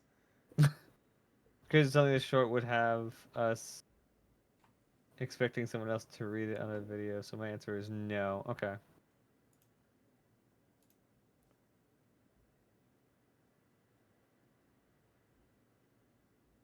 Let's see who Paul listen to. Yeah, I should try it. And like the worse it does, it just doesn't get traction. Like, I guess there's no real harm in trying. But I'm just thinking like, no, squeaky clown nose, yeah. Oh, well done. But just like read it through. Like, hi, this is the roadmap for X amount. Read straight through, end video.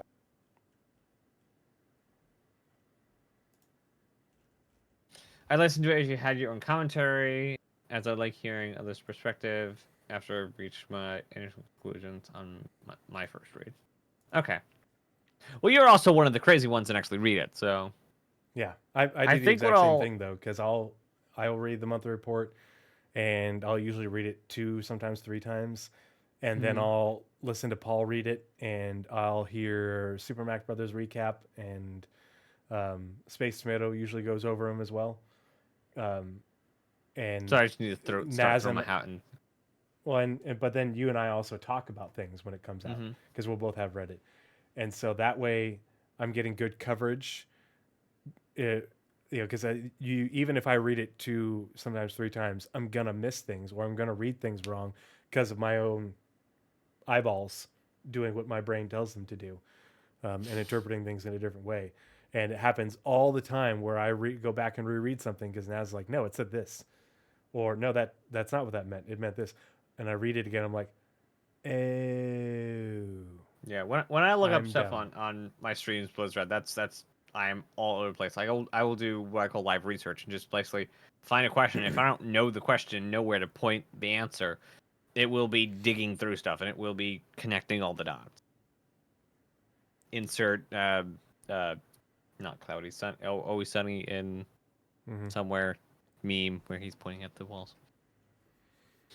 But yeah, so coming back to the change, so 324 has been in PTU a long time, which means that 4.0 was not in PTU. And because they can't, they're really not able to do simultaneous evos and PTUs and stuff. It's just not something, it would divert from the testing focus of getting 324 out. And people have talked, I've seen multiple people mention, well, why didn't they just push those features to 4.0? Because they need them to work for 4.0. Everything that they're fixing, all the fixes they've done thus far, and the ones they're going to do in the near future for 324, will get added into the 4.0 branch. Everything that's in 324 is in 4.0, and if we don't fix it now, it will still be broken when 4.0 releases or goes into testing. And so that's why they're continuing to test it, so that way these things are out of the way, and we're not still trying to fix 324 stuff when 4.0 goes to Evo and PTU. And that would distract from the testing focus of the 4.0 features in tech. But so and this is a distinction that Jared made. 320 or 4.0 does not, or 324 does not impact 4.0's development. The people working on 4.0 are different than the people working on 324. What it does impact is when 4.0 can go into testing. That's why things got moved, is because 324 took longer in testing. It doesn't change the amount of time that they think they need to test 4.0, which is what we're looking at. Okay, they think they need 2 months. They weren't going to get that and still be within Q3, so they pushed it back to Q4. And now,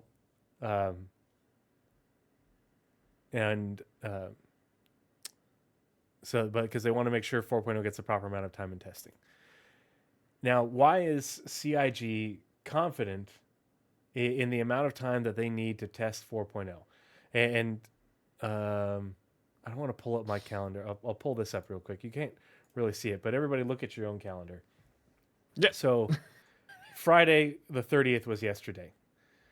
That means if we go like this, we can go from the 30th, 1, 2, 3, 4, 5, 6, 7 weeks from yesterday, or essentially 7 weeks from today until CitizenCon.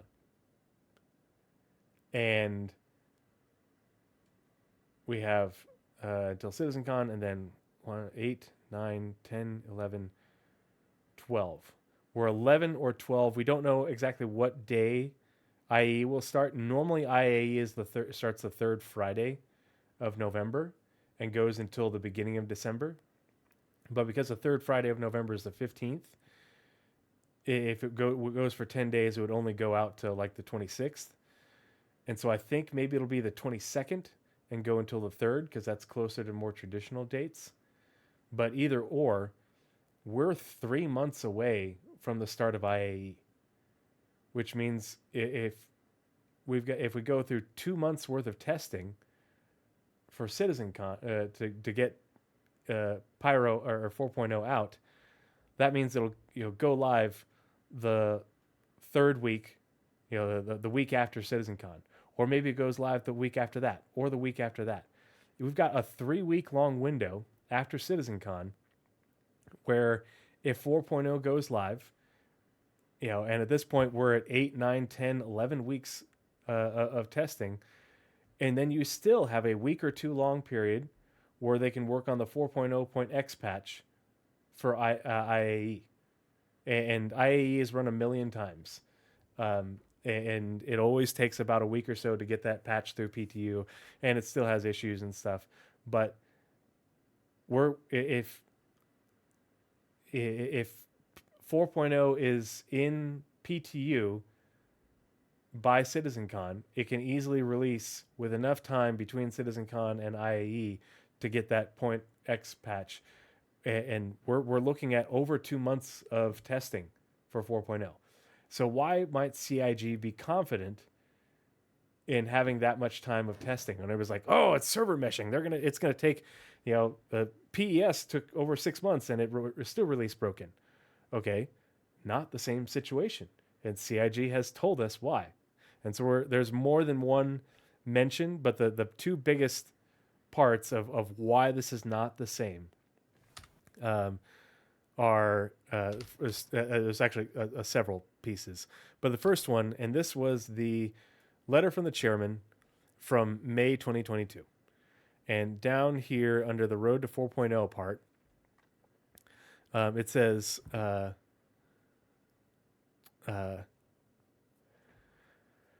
for PES to work, both the entity graph and the replication layer need to be functional. Remember, the replication layer released with PES, but it was still on the server. And now we have the replication layer separation from the server.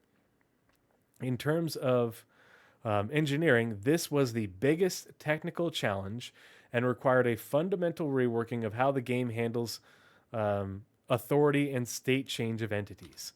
In addition, so they said right here, this is the biggest technical challenge. PES is the far larger technical challenge compared to server meshing, especially static server meshing. Now, if you lump static server meshing and dynamic server meshing in, it gets a little bit closer. But PES was the far bigger leap and far bigger hurdle than server meshing. And yeah, it took a long time and it released broken, but again, they've learned from that, and we'll read about that. But to support PES, we needed to create 12 new services. 12 new backend services for PES to work. For server meshing, only 4 more services are currently planned.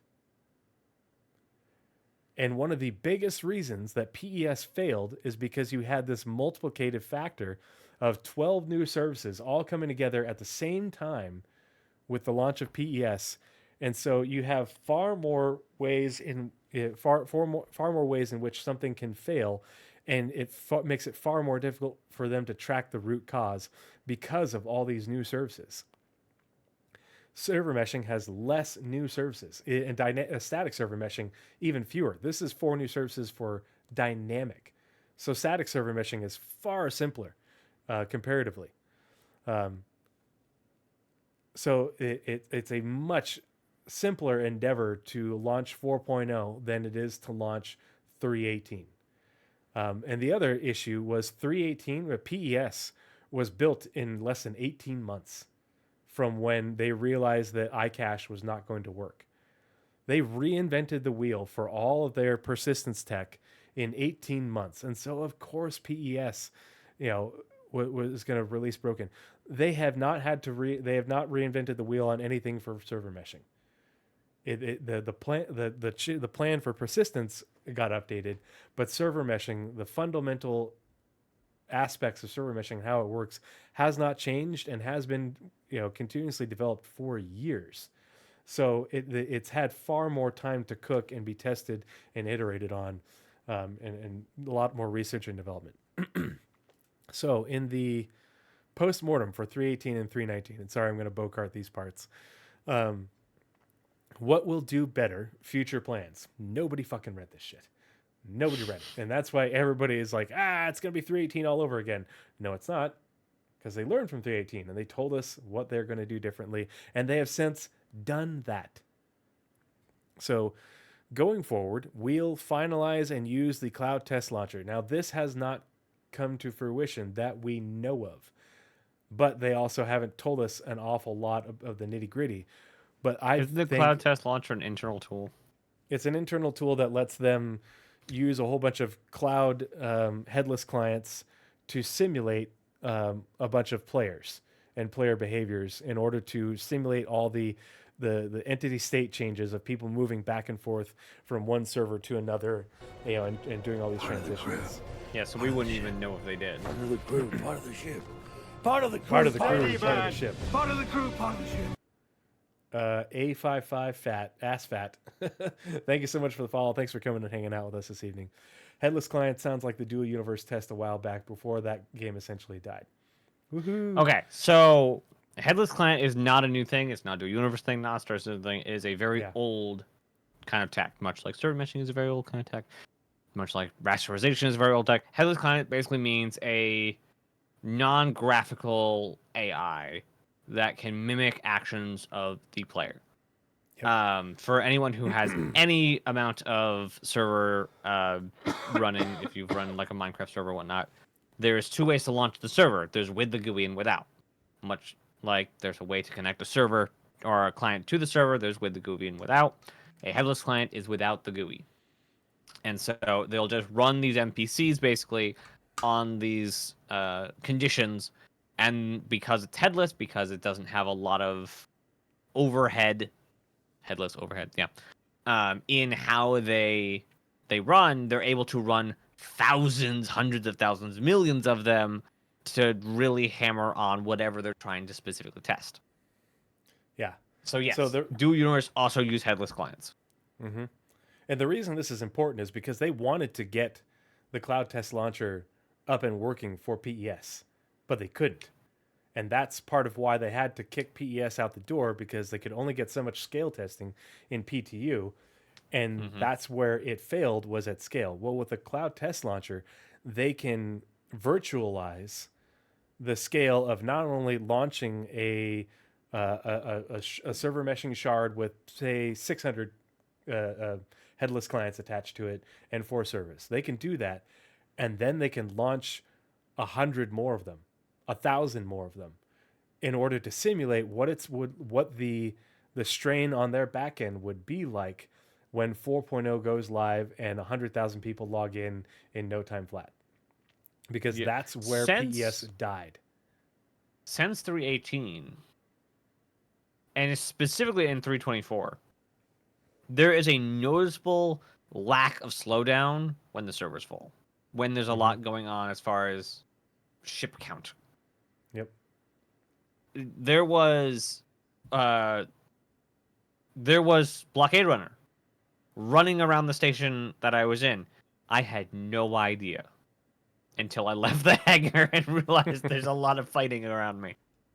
It is shocking. And AI in 324 are running really stupid well, and I basically can't do FPS at the moment. I'm too bad at it. I'm too used to it being completely complacent. It's a whole new paradigm. It is. The server performance is really good. Is there lots of debilitating bugs? Absolutely. But server performance-wise, it's amazing. Yeah, they've been able to harden the replication layer separation. Because they're now this far out from when it was first launched with 323.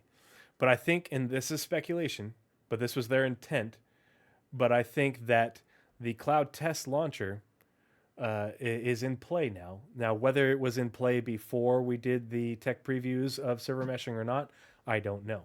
But I think that the Cloud Test Launcher is now in play, and that's why they're confident that they will be able to they won't have as many issues going through testing as before, because they've tested so many of these pain points when it comes to concurrency. Now, it doesn't allow them to test bugs, and report bugs or anything like that. But this is just a concurrency test thing that allows them to harden their back end and find out where the pain points are in terms of the connections between the servers and the replication layer and the other backend, all the other backend services. Because those are the things that make the game crash, that make the game really unplayable. And so I think that that's why this is in play. Now, do we have confirmation? No. Are we going to get confirmation? Not until after 4.0 launches. We won't know until they do this again for 4.0. But by utilizing cloud computing resources, effective stress testing can be conducted, which will help identify and address issues relating to heavily loaded servers before moving to live. The team responsible for PES has now moved on to static server meshing and are embracing a transformation approach to the new project. Unlike PES, this foundational technology can be integrated into the codebase gradually. They're talking about those services. Whereas there's 12 of them with PES and 4 new ones for server meshing. Well, they had to integrate all of those 12 new services in the PS in one go, which is why they had so many points of failure. Well, that's why we have separation of the replication layer. That's why we have had crash recovery, because those are things that needed to be added in, and they were able to add them in and test them gradually rather than lumping them all into 4.0, because that would have made the testing process for 4.0 much worse. And so they're able to avoid the big bang approach like we had with PES. That's why thinking that this will be like PES is so erroneous, because they learned from PES and they have adapted and they've done things differently and they've demonstrated that. And they've told us what the plan is and they've stuck to it and it's worked. Has it worked perfectly? No. It took longer to get replication layer separation out, but they got it out and it works. And it's functioning. Crash recovery works and it's functioning. Really well. Yeah. Parts of the server meshing tech are already available to the game team for testing compatibility, blah, blah, blah. Combined with the cloud test launcher, this approach aims to facilitate a smoother integration process for server meshing. Gee, why might CIG have been more confident in their timeline of only a couple months? Oh, I don't know. Because they have a plan, and the plan has worked thus far, and they have new tools and new processes, and they learned from what went wrong. We should be celebrating CIG improving and doing things differently, and not dogging on them for saying, we can't get it done in 6 weeks. We still want to have at least 2 months. Don't shit on them for that. They want to put this to the test. We should be, saying, okay, thanks for, not trying to rush it out. And people are like, oh, it's still going to be rushed. It's like the part of the rush is you can't adequately test 4.0 in PTU, because server meshing is a thing that needs to be tested with high concurrency and at scale. And even though they can use the cloud test launcher, they can only the headless clients can only do so much to simulate player behavior. All they're going to do is move back and forth across server boundaries between servers, in large enough numbers with a large enough entity counts in terms of like simulated ships and stuff, in order to stress the server. But they can't, perfectly model the shenanigans that players do. And so that's or even the interaction that they do. Yeah. Like they had with clients, there is a limit to the interaction that they can have in the world. Yeah, and they can't give feedback on what the delays and the pain points look like in terms of what our client side performance, our client perspective as a player would be. So they can remove a lot of the pain points and they can shorten things significantly, and they can have more confidence in their ability to do things, but they still need to get 4.0 out to scale. And so they're not going to leave 4.0 in limbo, for 3, 4, 5, 6 months and burn out testers, because they know they're not going to get. We have learned this. We learned with 3.18 that players get bored, and even though it's 4.0, they're gonna get bored, and they're gonna want it to go to live because they want the game to persist and for them to get progress, and so they're not going to get the concurrency, and so it's going to get to a point and then they're going to kick it out, and they think that they can get to that. They did with 324 for better or worse. And is 324 perfect? No. But does it have issues? Yep. But if they do that in 2 months, 8 weeks, 8 to 10 weeks, they still have several weeks after that to get fixes in advance for IAE.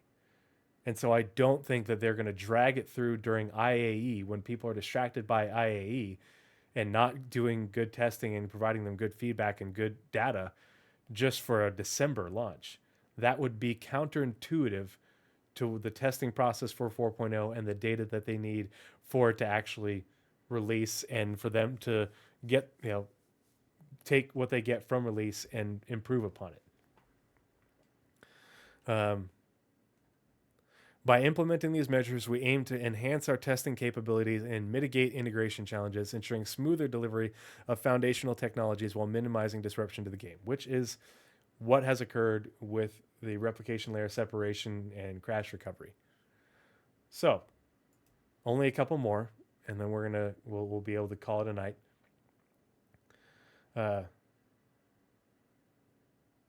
I dragging it out to December would be counterintuitive. It would negatively impact 4.0's testing in the day-to-day. Yeah, and way back when they initiated the Q1, 2, 3, 4 patches, they made it very, very obvious, very words are escaping me. They made it known that because they're releasing in QX does not mean they're releasing on month A, B, or C, week A, B, C, Y. It is just the range at which they want to put it out. Because 4.0 is in Q4, it is anywhere within Q4. Because of how much testing they're able to get, they would like to elongate it as much as possible to get that PTU testing, to get that focus testing a lot more. If they don't need that, or if they need higher player counts, there's no need to keep it in PTU, so they put it on live, like Tree's been saying. It's only a range of time that the Q4 target is only what needs to happen for the testing, for the live build, for whatever gates that CIG has internally that will stop 4.0 from getting out, the first day of Q4. Yeah, and really this hinges on how soon do we see a 4.0 in Evo. Now, because 4.0 has been continued to be in development, and it's Monday, right? Yeah, but because all the throughout 324's testing cycle, 4.0 has been in development. It's getting more and more development, more and more internal QA testing to refine these things, and so I think we're probably going to get an Evo build very soon. But this really does hinge on, do we get Evo soon or not? And I think because they've had more time, to work on 4.0 internally, I think we're probably pretty close to Evo, and but it just remains to be seen. But we can still easily get 8 to 10 weeks of solid Evo to PTU testing, which is more than what 324 took. And it is still a very long, that's still that's a very long Evo PTU cycle. For a standard patch, it's generally a lot less. That's double what a standard cycle is. Have we had lots of standard cycles because of this, the last year or two of foundational tech? No. But traditionally, without a big old piece of foundational tech, you're looking at, 4 to 6 weeks, and we're looking, at an entire month longer than that. So I think it's still very doable, and given that the IAE bit right there, I don't think leaving it in PTU longer and running concurrent PTUs and then a concurrent live patch with IAE, I think that would not help 4.0 testing. And I think it would just burn out backers, and I think we're more likely to get, 4.0 is going to have issues, and there are issues that we're not going to find until we get to live. But with these tools and this approach, it should, in theory, be a much better experience than 318, a far better experience. And 324 is an outlier. They could not have predicted these weird connection things, but it's because it's a lot of back-end changes to how things work, where 4.0 and server meshing is not the level of back-end changes that you think it is. It's handing off entity authority and entity state changes and just handing them off from one server to another. That's why there's not all these new services, because it's not it's not as complex a problem as people make it out to be. It gets more complex when we get to dynamic. That's a bigger deal. But by then they'll already have the data from static server meshing. So it won't be, it's a step, a middle of the road step. So again, why else might CIG be this confident? Well, ISC July 4th, 2024, which means, these guys were filmed and stuff, in the couple weeks prior to that. Saying surprisingly well. Were you expecting this to just fall on its face? Yes, I've been working in games a long time, and for things to work first time is very unusual. So yeah, I was fully expecting something to explode and for us to have to patch something up. A little bit of anxiety, I feel, with teams that we never tried anything quite like this before, and the tech might not actually cope with it, and then we might have to cancel the test. Things, thankfully, went really, really, really well. Generally speaking, when we tested server meshing stuff out, it's tended to behave better than people expected at the time. So yeah, we've kind of gotten lucky with some of this stuff. So CIG's own admission, and players reported it across the board when they did the tech preview test for server meshing, is that it went really well. And it worked. And it was functioning. And, there's little hiccups here and there, and a lot of it is just due to the fact that they were running it on a 3.22 build, and they didn't have the new mission refactor, and they didn't have the transit system refactor in there. So certain things broke because they hadn't refactored them, but the game didn't crash much, and when it did crash, it recovered really well. There was some pain points with server transitions, but it was more of a initially, but after the server smoothed out, and so there was a lot of really good reporting on this, and it went really well because they've done things differently, because they've been able to test this internally, and because it's not this just absolute monumental panacea that people make it out overestimate it to be. So again, a month before they pushed it back, they're saying, hey, this went really well. There's a lot better than we expected. That's a good indicator. And people just must have completely blanked on this and said, oh no, server meshing testing is going to take, 3-6 quarters, and we're not going to get it until Q2 2025. What? Okay. There's no reason to believe that. Now, the one caveat to all of this, and the thing that's, making a lot of people say, oh, we were right. And it's like, what? Hold on. It doesn't mean what you think it means. You keep using these words, and I do not think they mean what you say they mean. Someone asked, are we going to get a 324.x patch? And Niku, who is one of the community managers, said, we are currently working on multiple hotfixes for the live environment, intending to roll these out by this weekend. There will also be multiple 324.x patches, both with content, bug fixes, and quality of life improvements. We appreciate your patience while we're steaming these out. So, CitizenCon, there's always a .x patch. If 4.0 is still in PTU at CitizenCon, which I think it will be, I think we'll still be in PTU with a couple weeks of testing left to go, they'll roll out a 324.x patch for the new ships. Right now, whatchamacallit, the event. No. The new Blockade Runner. Show? Oh, Blockade Runner. Yeah, that's right. Yeah. Blockade Runner is not running. And they may run a .x patch for Blockade Runner. If they release a ship over the next month, I think there's an in-game event in September. I don't remember what it would be, but I thought there was. If there's an in-game event where there's paints and maybe a new ship, because there's ships on the progress tracker, all these things could lead to a .x patch, which would add the content along with fixes that they're working on and quality of life improvements. Hey, Execute. What's up, buddy? Good to see you. Hope you're doing Hi. well. Yeah. Timber, I'm back. Tree is back.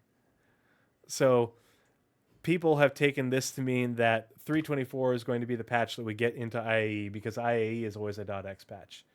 And that the .x patches will be CitizenCon and IAE. And I think it's the .x patches that we're going to get for Pirate events, for CitizenCon, for Pirate Week, and we're going to get 4.0, in PTU before CitizenCon, if not shortly thereafter, and two live in time for them to get another .x, a 4.0.x patch, in the week or two prior to IAE launching. Just because they're going to want it to go to live and they're going to need the data in order to get ready for IAE. But that still gives them 8 to 10 weeks of testing if they get into Evo, sooner rather than later. But I think that they're probably very close to getting it into Evo. And the sooner they get into Evos, the sooner they can, because really Evo is not there for concurrency testing. They're there to test features, bugs on features.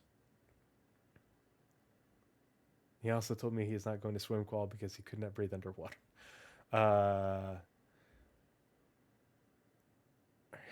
Okay.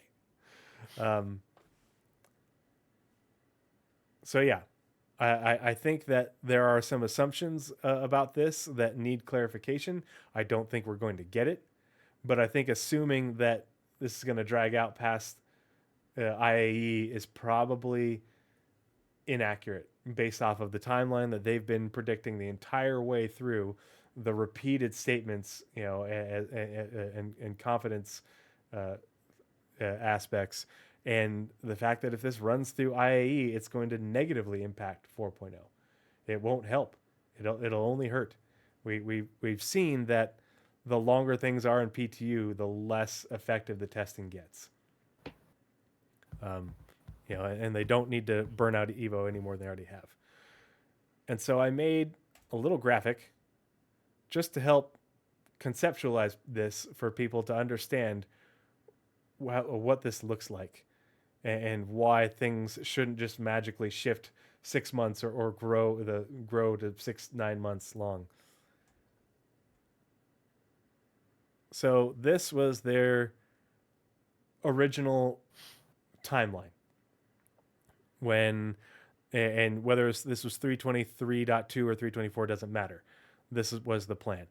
And so they knew back in April that 323 was going to go live in early May, and that 323.2, 324 would go into testing, and they were hoping to be faster, but that would happen in June. And so they are anticipating a testing period of 3 months or less because it's Q3.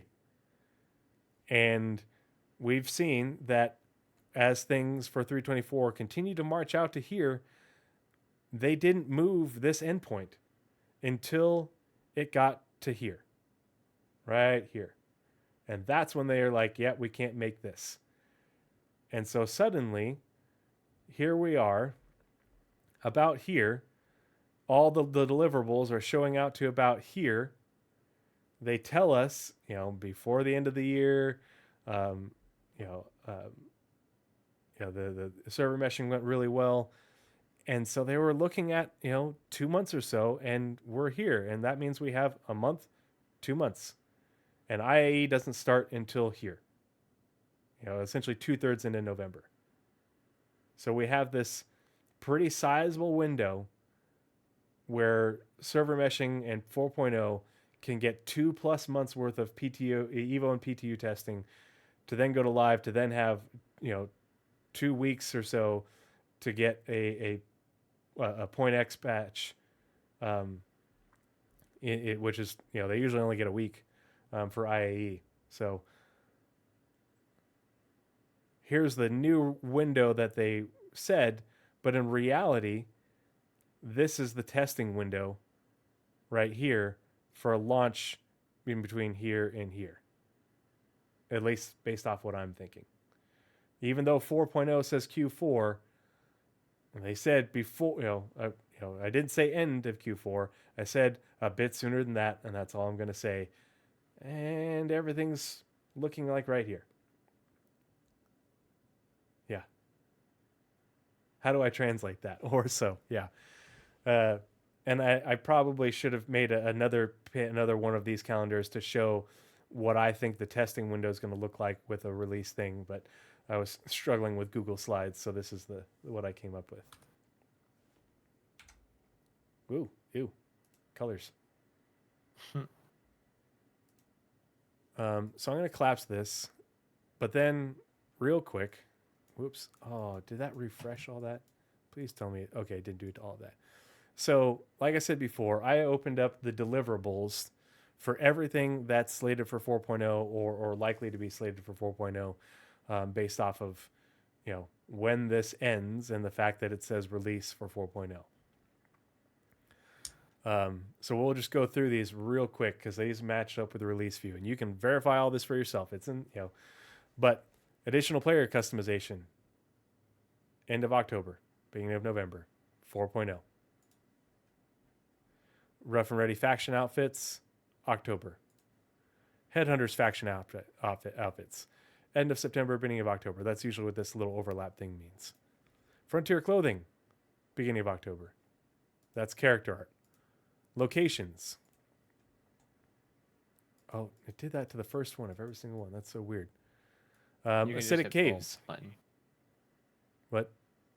If you scroll back on the timeline. Oh, okay. There's a little. No, if you move the bar, the sprint off the screen, a little button will appear. Oh, that guy. There you go. Yeah. So, acidic caves. Doesn't show them going out to here. And again, this was put in the same day that they pushed 4.0 back. Hey, Rowderhead, good to see you, buddy. Hope you're doing well. That's okay. You can check out the VOD or you can check it out on YouTube. I don't think I'll have it up tomorrow, but I should have it up on Monday. Asteroid facilities, my favorite. Here we are. Contested zones. Pyrospace stations. Now, these sprints could get elongated, but considering they just added them to the progress tracker 10 days ago, if they were meant to be longer, wouldn't they have made them longer? I don't know.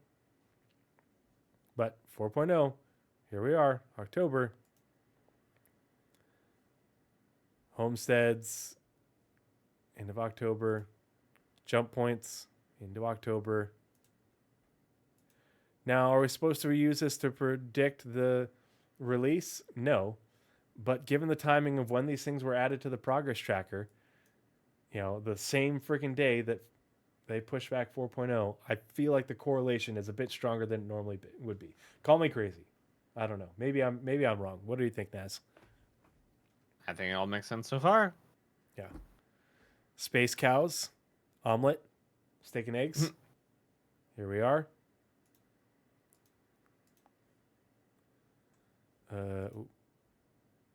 Where's the... See, and Fire Hazard didn't even get updated. But here it is. The repair missions, which are targeting 4.0. Where's this one? Solar Burst, which I don't see any sprints on here. And so I think that must have just been like a typo or something. Done. Yeah, it's 3 weeks somewhere, but I don't know where it is. But targeting 4.0. Life support. Here we are. Engineering. Here we are. Item overheat. Again.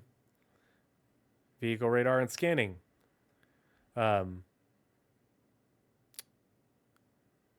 I put this in here not because there's no thing on it on the release view for it, but because the sprint goes out to the same place as so many others. I think that it either will get a deliverable on the release view, or it might just be part of the 4.0 release. Vehicles. So let's see. Where'd it go? Get your arrow. It's forward. There it is. Thank you. October again for the Zeus. The other Zeus. Here we are. The MFD rework. Part of I think this one has a deliverable, but for some reason it doesn't have the thing that says 4.0. But here it is. And so I have to think if they were targeting an end of the year release for 4.0, that these deliverables would have their sprints that just got added going out to the end of the year. You know, I think it would be a little bit more, it would be less nebulous if that's what they're going off of. Fire extinguisher, charge and drain. And Cortex. If you crashed, if you crashed and you were able to get back in with the mission, it means your client crashed, not the server. And that is not a facet of the crash recovery system. Yep. If you see a crash recovery, you'll very much be able to know because it will show a panel in the middle of your screen saying unresponsive or resyncing, or not resyncing, that's a desync. But wait a little while for the server to reboot, kind of thing.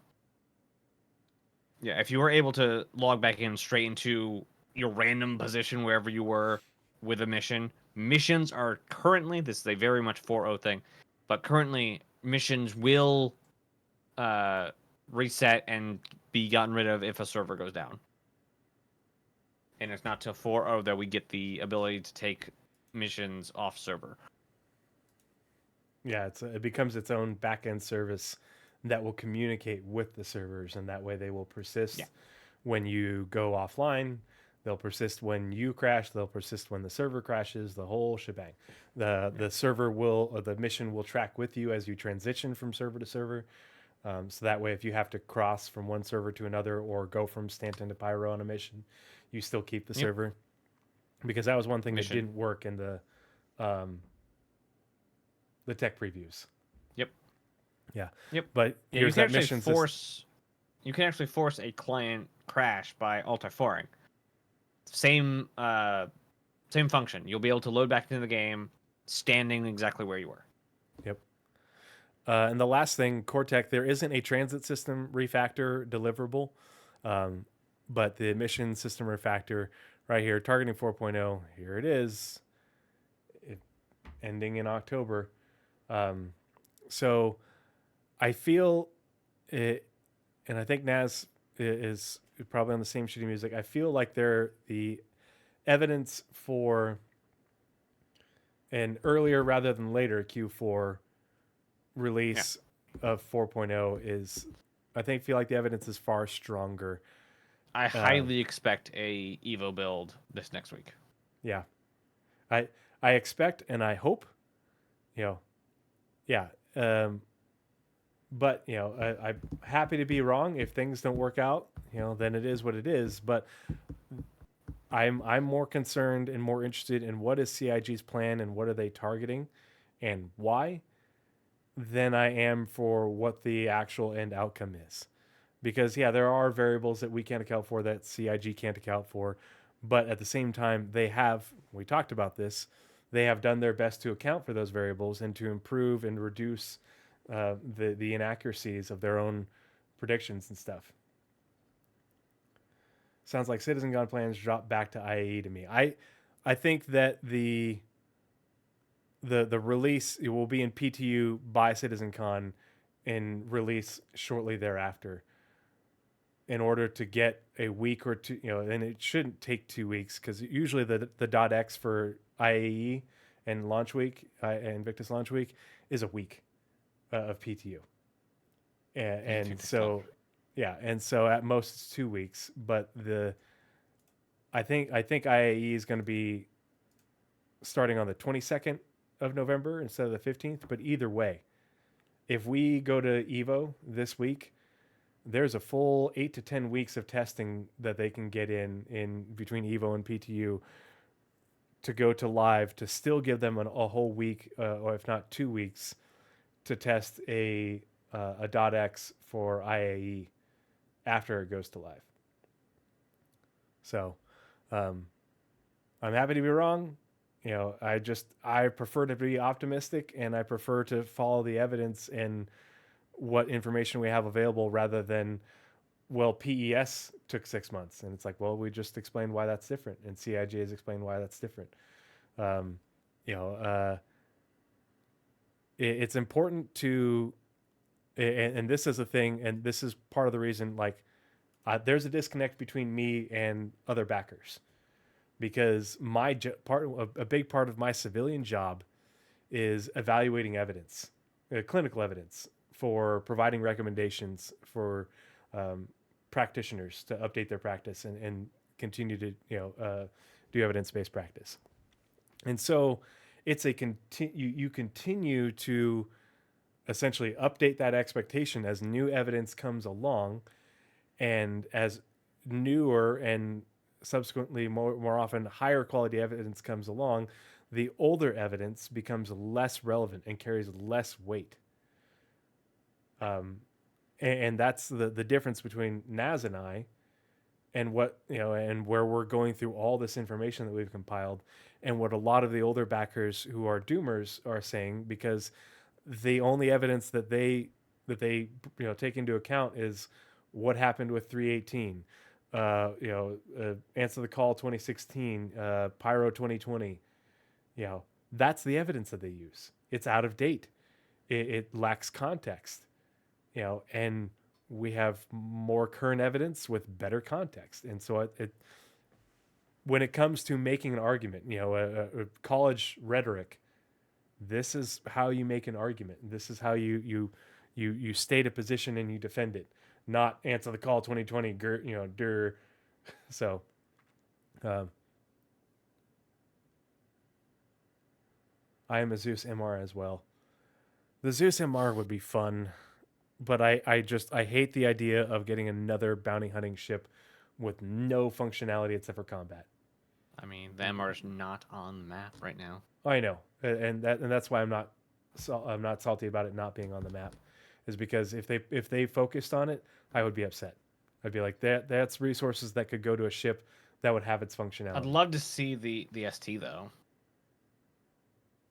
Oh, is that the rumored one that they never? The one that was in the original. The 4-ship concept art, right? Yeah. Because there was that one image that had 4 of them. Yeah. And I would love to take that around Snake Pit a few times.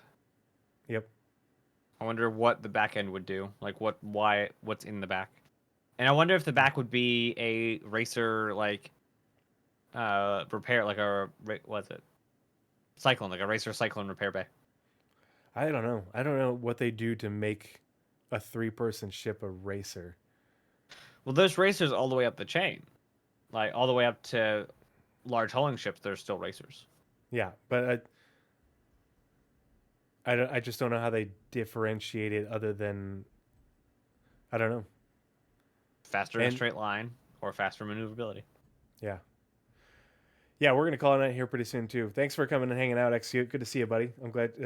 Say hey to Algrid next time you talk to him for me. Haven't had a chance. I've been so swamped, I haven't had a chance to keep up with info runners, and I'm always lurking anyway. But good to see you, homie. I think that's everything. Naz, did you have any closing comments? Any other thoughts? Did you want to quickly run through the spreadsheet? You said you wanted to do that. Oh, I was gonna save that for okay. Doomer Citizen Part 2, the remix. Got it. Okay, I thought you were meant to do it today. I had all the stuff. No. Oh, I mean, good. Okay.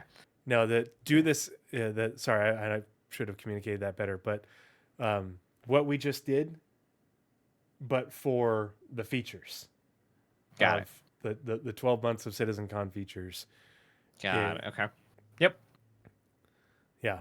And so and that's that's actually a good idea though, so we just did this for 4.0 and managing expectations for 4.0's testing and potential release, and maybe it goes all the way to December, maybe it doesn't, but we've just stated why we think what we do and what evidence supports it. But Naz has a really great resource, and actually if you want to drop the link for people to look at on their own. So Naz, there's another community resource, but I like Naz's because it's a bit more comprehensive. But Naz created a sheet that tracks all the things that were shown off at CitizenCon, what's been released thus far, as well as what's on the schedule for 4.0, and what percentage that is of everything that was talked about at CitizenCon. And again, like we talked about before, CR said at the beginning of CitizenCon, a lot of what you're going to see, we are targeting, for to release to live essentially in the next 12 months. I'm not making any promises, but that's our goal. And he said a lot of. So we're going long link. Oops. And so what Naz and I are going to do is we're going to circle back and rewatch There we go. the most recent SCLs and ISCs from the last couple months, because there's been a lot of hidden dev mentions of things that they are targeting to launch, to release in 4.0 that don't necessarily get a deliverable like this on the release view, but are things that were shown off at CitizenCon that are on Naz's list. And so that way we can, using Naz's list, come up with a more accurate estimate of where we will be at that 12-month mark that CR talked about in relation to him saying a lot of, if that makes sense. Yep. Get out the, And then the red for string. those Catherine. who are Yeah. looking at it, there's another link, which is a Spectrum post I made. And that is a culmination of all of the deliverables on the spreadsheet that don't have any timeline attached to them. We saw them at CitizenCon, but we don't know where they currently are. Mm-hmm. They have not showed up on any patch release view there. I imagine a lot of these are what would have been the 4.1 patch. Yeah. Oh, and things that that you would know have don't been fall in the Q4. under the a lot of, you know, the if a lot of what they're showing is 75%, you know, what falls into this 25% that isn't going to make it in, you know, isn't what they're targeting for 12 months. You know, the obvious being base building and crafting, but what else is in there? Yeah. So base building, crafting, and then the new quantum travel experience, which that gives me more sads than anything, because quantum travel, you know, even with the updated star map, still has issues, and I'm looking forward to being able to quantum boost. That's what I want more than anything, is to be able to boost around and not have to pick something on a map to necessarily go there, to be able to just go. Yep. But you guys can definitely bookmark it, and it'll continue to get updated with as much stuff as it can. Yeah. And as 4.0 gets released, I will be putting what is in the game into making this more accurate. Yep. But that's all we have for tonight's episode, our glorious return. Thanks so much for hanging out with us. Naz, you have anything you want to announce, or anything upcoming you want to share? No, just I'll be live Tuesday, Wednesday, Friday, 9 p.m. EST every day, every of those days. And I guess I will start trying to make some generic read-through news videos as well. Sweet. Awesome, So, man. Probably Well, starting thanks with the this weekend. Yeah, this weekend Star Citizen. I'll probably start with that Right for on, the on. Monday coming up. Well, thanks again, everybody, for hanging out. Thanks for being a part of the show, and we really enjoy the interaction and hearing your feedback. Again, thanks for helping me in my mission to support stackup.org. We got to talk about the evidence of our efforts today, and you know, just super proud of what we achieved last year. And obviously this year's an off year because I had freaking twins, but you know, still really cool, and I appreciate all your support, and I'm just glad to have you guys a part of our Aren't you glad you went to CitizenCon last year? Yeah. Oh man. But yeah, we will keep you posted on when we're going to be able to get the next show together, and what we're working on, and we'll share those resources. And last thing, I almost forgot. I'm dropping the link to the other YouTube video from Ray's guide makes some really good observations. I don't necessarily agree with his conclusions, but a lot of really astute observations. And he has some really important, really great things to say about stoicism as a backer that really echo and complement what Naz was saying about just not getting upset about this stuff, because you really shouldn't. But yeah, so check out that video. Go show Ray some support. He's a great content creator, really smart, analytical guy, a lot of relevant experience. But yeah, thanks again. And you guys all have a good night and have a great weekend. And we'll talk to you later. Bye, everyone. Goodbye.